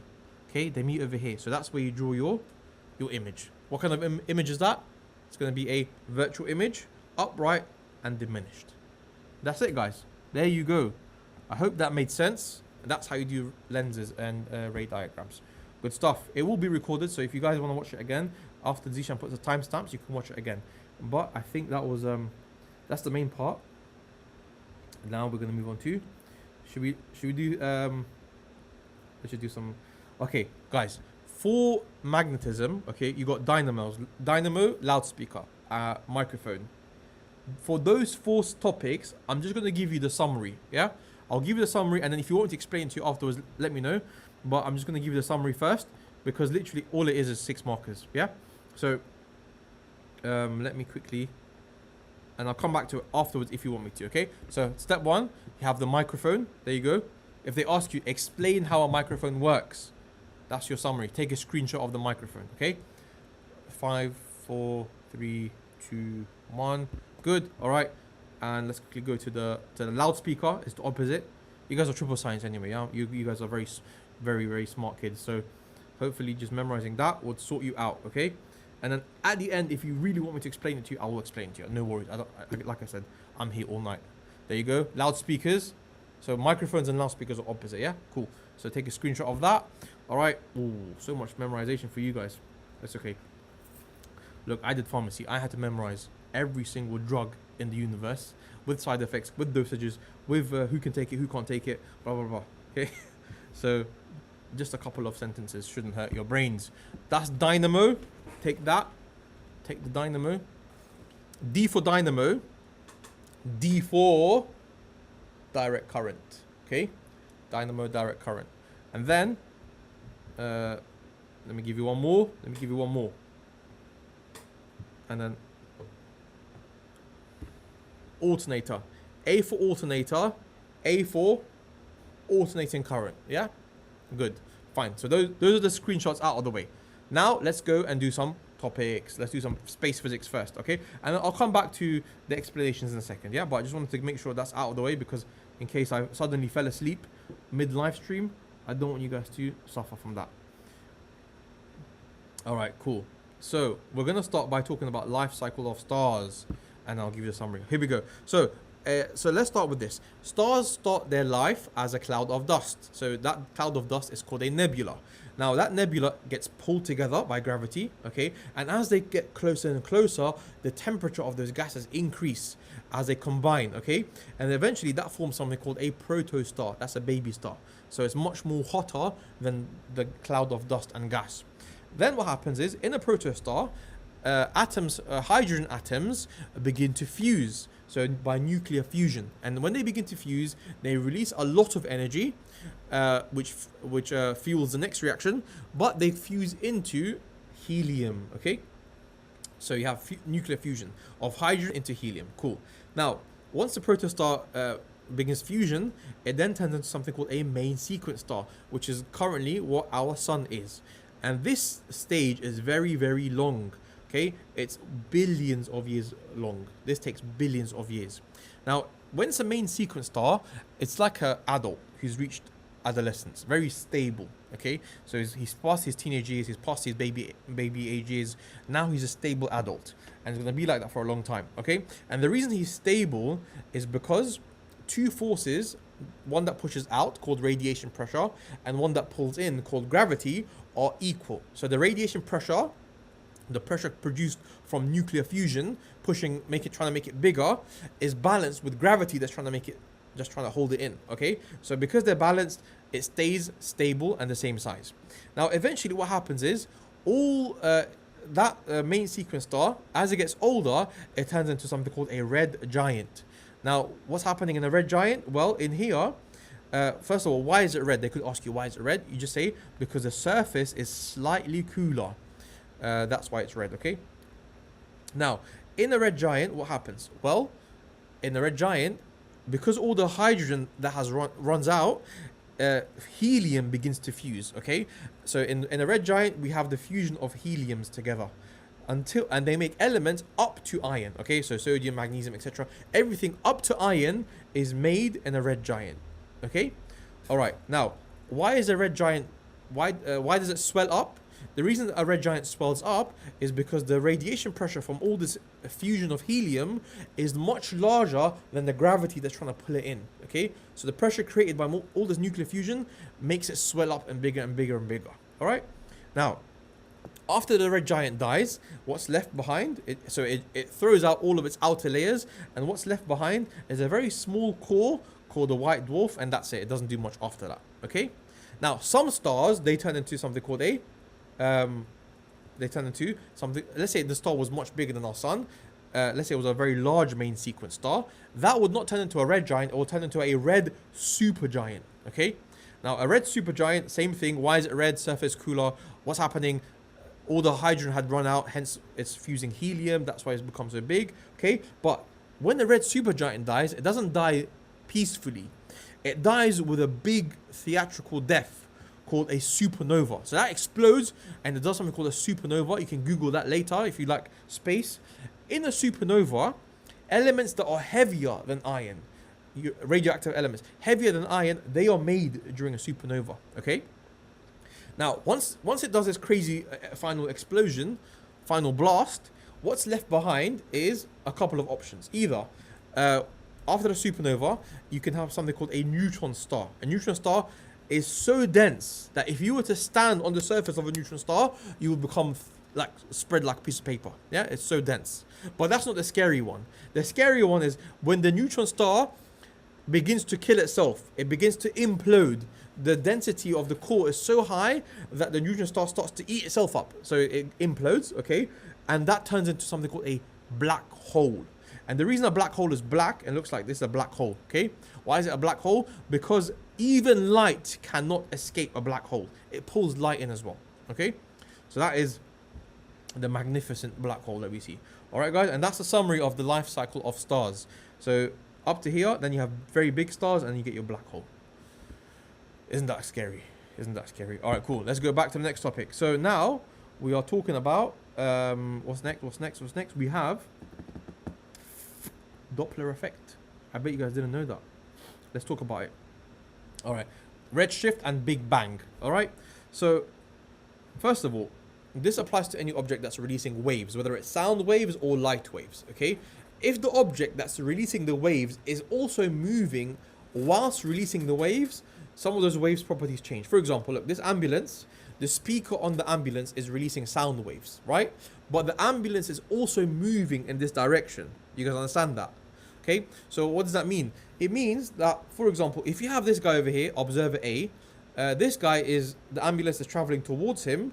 Notice that the waves are more and more frequent. Okay, so if the waves are if the object that's releasing the waves is traveling towards the observer, so this guy, the frequency of those waves that he's going to get increases, and the wavelength, the distance between those waves, gets smaller and smaller. Okay, I'll give you a little table in a second. But for the person who's traveling away from, so observer B,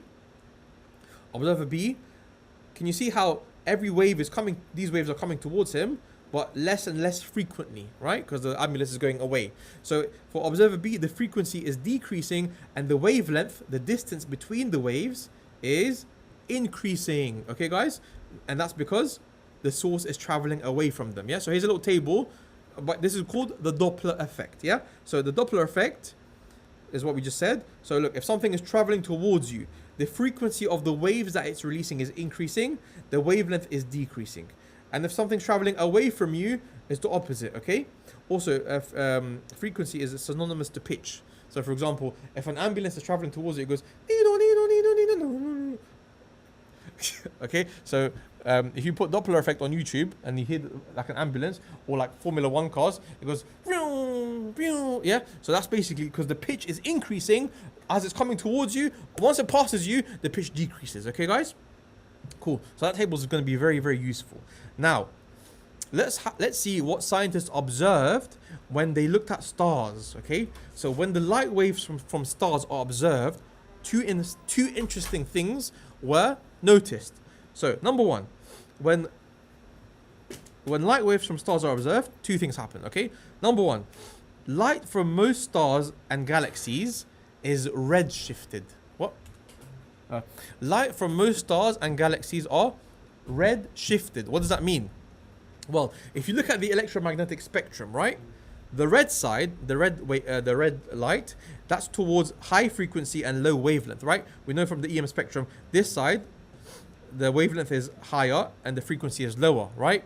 And this side is opposite. So that means if something, if the light is shifting towards the red, that means it must be, according to the Doppler effect, those stars are moving away from us. Okay? So, and the greater the red shift, so if it shifts even more to the left, towards the red, they are moving faster. Okay, guys? So to summarize, when scientists looked at the stars are all around us, they saw the wavelength of light that they were releasing, but they noticed that that wavelength has a high frequency and a low, has a high wavelength and a low frequency. Hence, it's telling us that those objects that are releasing those waves are traveling away from us. Okay? Yeah, and some of them have a greater degree of redshift, which means that they are moving away from us even more faster. Cool. So what does this tell us? It tells us that the universe is expanding in all directions, which goes with the Big Bang theory. Sometimes, however, you might see a few objects that are blue shifted. What does that mean?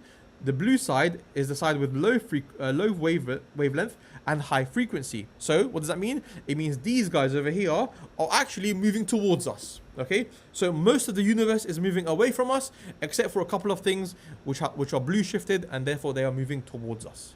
Okay, guys, there we go. That is the redshift and Big Bang. All right, so pretty much everything has been done, except for let's quickly talk about a generator effect real quick. Yeah, generator effect, and then we'll call it wraps. We'll wrap it up. All right. So how long has it been? Is it 2 hours? Okay, so guys, let's quickly do this. Yeah, here's a section of a metal. Yeah, so let's say you have a piece of metal. Any piece of metal, we know that there are electrons inside it. Now imagine this. If I take a magnet and I move it along the metal, the magnet will collect the electrons to one side. Okay? So we know that magnets, if you move them along a metal, it will collect the electrons. So one side has a bunch of electrons. If I remove the magnet, there's a high potential here and a low potential here. So those electrons will flow. Yeah? So what we've done is we've created a potential difference. So let me repeat that. If you take a magnet and you move it along a metal, it will cause the electrons to flow and it will create a potential difference. Okay? That's the foundation of the generator effect. So we can use this theory of magnets and metals to create a current. And that's how this works. How can we create a current using a magnet and a bunch of metal wires? So imagine this. Let's say you have a coil. This is a metal coil, which obviously contains electrons. Yeah, we're going to put an ammeter, which measures the current. Right now it says 0, which means there's no current in this coil. There's no flow of electrons. All right, and it's also a complete circuit. Then I'm going to grab a magnet. I'm going to pass it through the metal coil. Notice what happens to the ammeter as I'm passing it through the metal coil. What's happening? It's moving to one side, right? What does that mean? It means that as this magnet is passing through the metal coil, it's moving the electrons along, and therefore it has produced a current, and that is called the generator effect. So a summary is the magnet has a magnetic field around it. Okay, as the magnetic field moves through the coil, a potential difference is induced. In other words, the electrons move. Okay, since the coil is part of a complete circuit, that potential difference leads to something called a current. There you go, and that is called electromagnetic induction. Yeah. So if they ask you to explain the generator effect, or if they ask you to explain electromagnetic induction, this is what you say. All right, guys. Now, you see the current that we made, right? The current that we made in the circuit. We could actually make that current larger. How? How do you get a bigger current? Well, here's what we do. There are 4 factors that can affect the current produced during electromagnetic induction. The first one is the speed. How quickly you move the magnet through the coil. Okay, so for example, if I move the magnet slowly, slow speed equals small current. Yeah, small current. But if I move the magnet quickly, large current. Yeah, good. Next one, coils. If there are less coils, when you move the magnet, you get less current. If there are more coils, you get more current. Less coils, more coils. Okay, guys, easy one. All right, next one, magnet strength. The stronger the magnet, the bigger the current.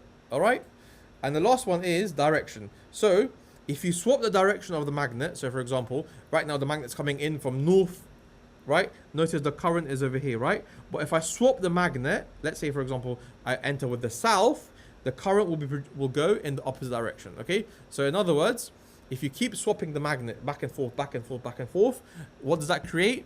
It will create a current that goes back and forth, and that's also known as a what? As an AC, alternating current. There you go. Okay, hopefully that made sense to you guys.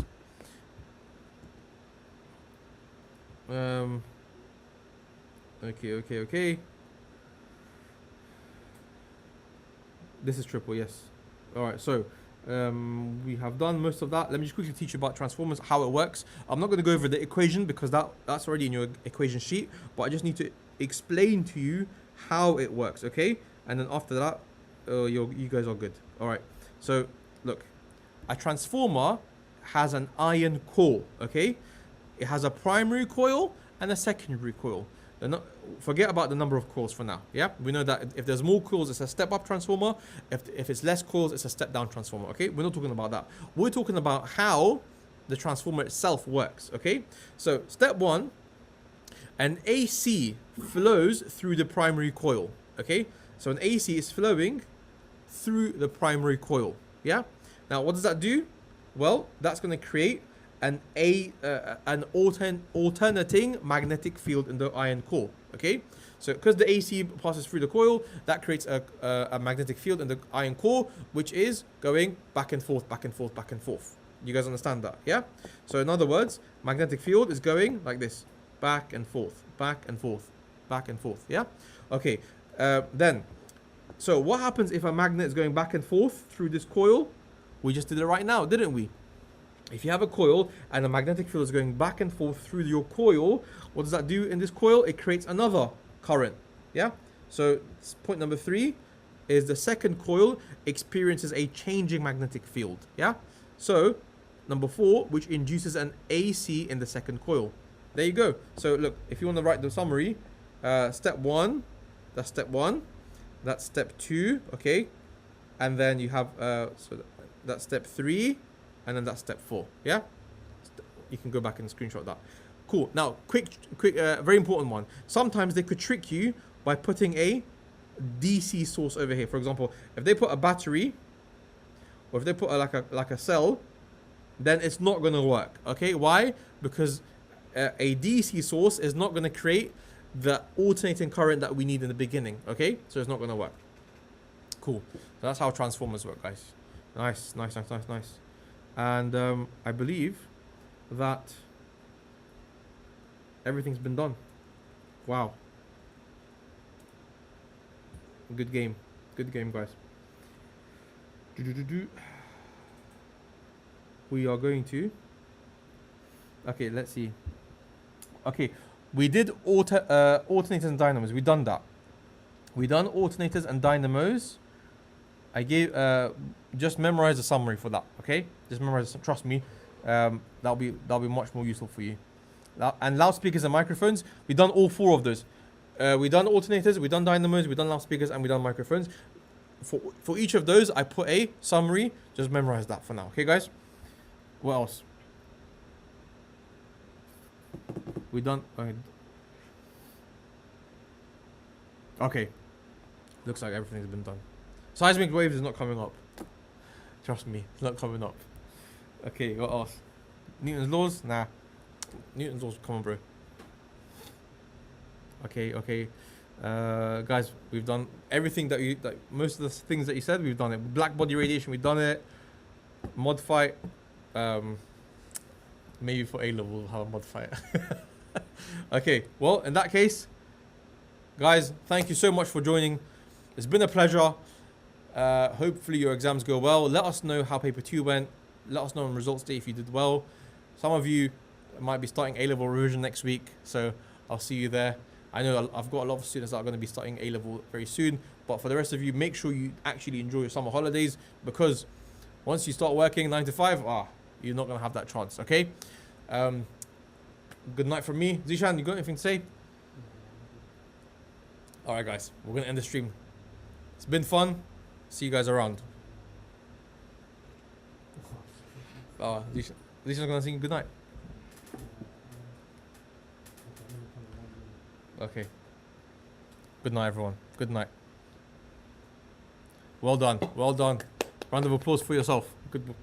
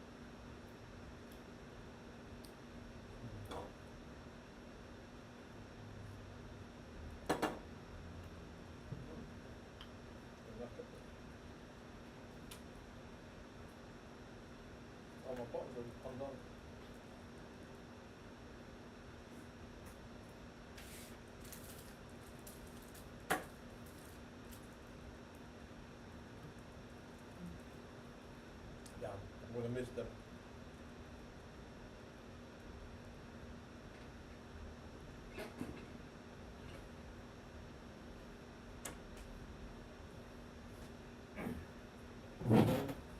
Okay, so we're gonna log off now. If you just check the chat, for the last couple call to actions. The newsletter, the email sign up form click that. If you're thinking of doing biochem maths for year 12 and you want some special discounts or you want some free resources from us, fill that in with your email. We're going to email you during the summer or closer to when year 12 starts.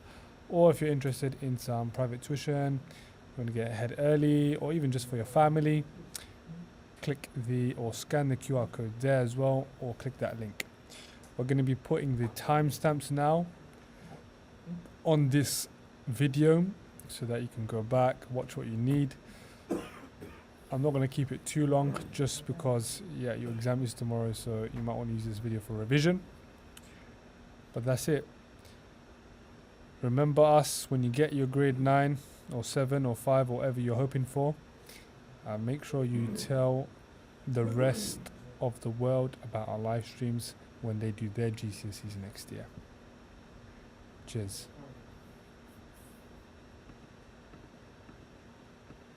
Oops.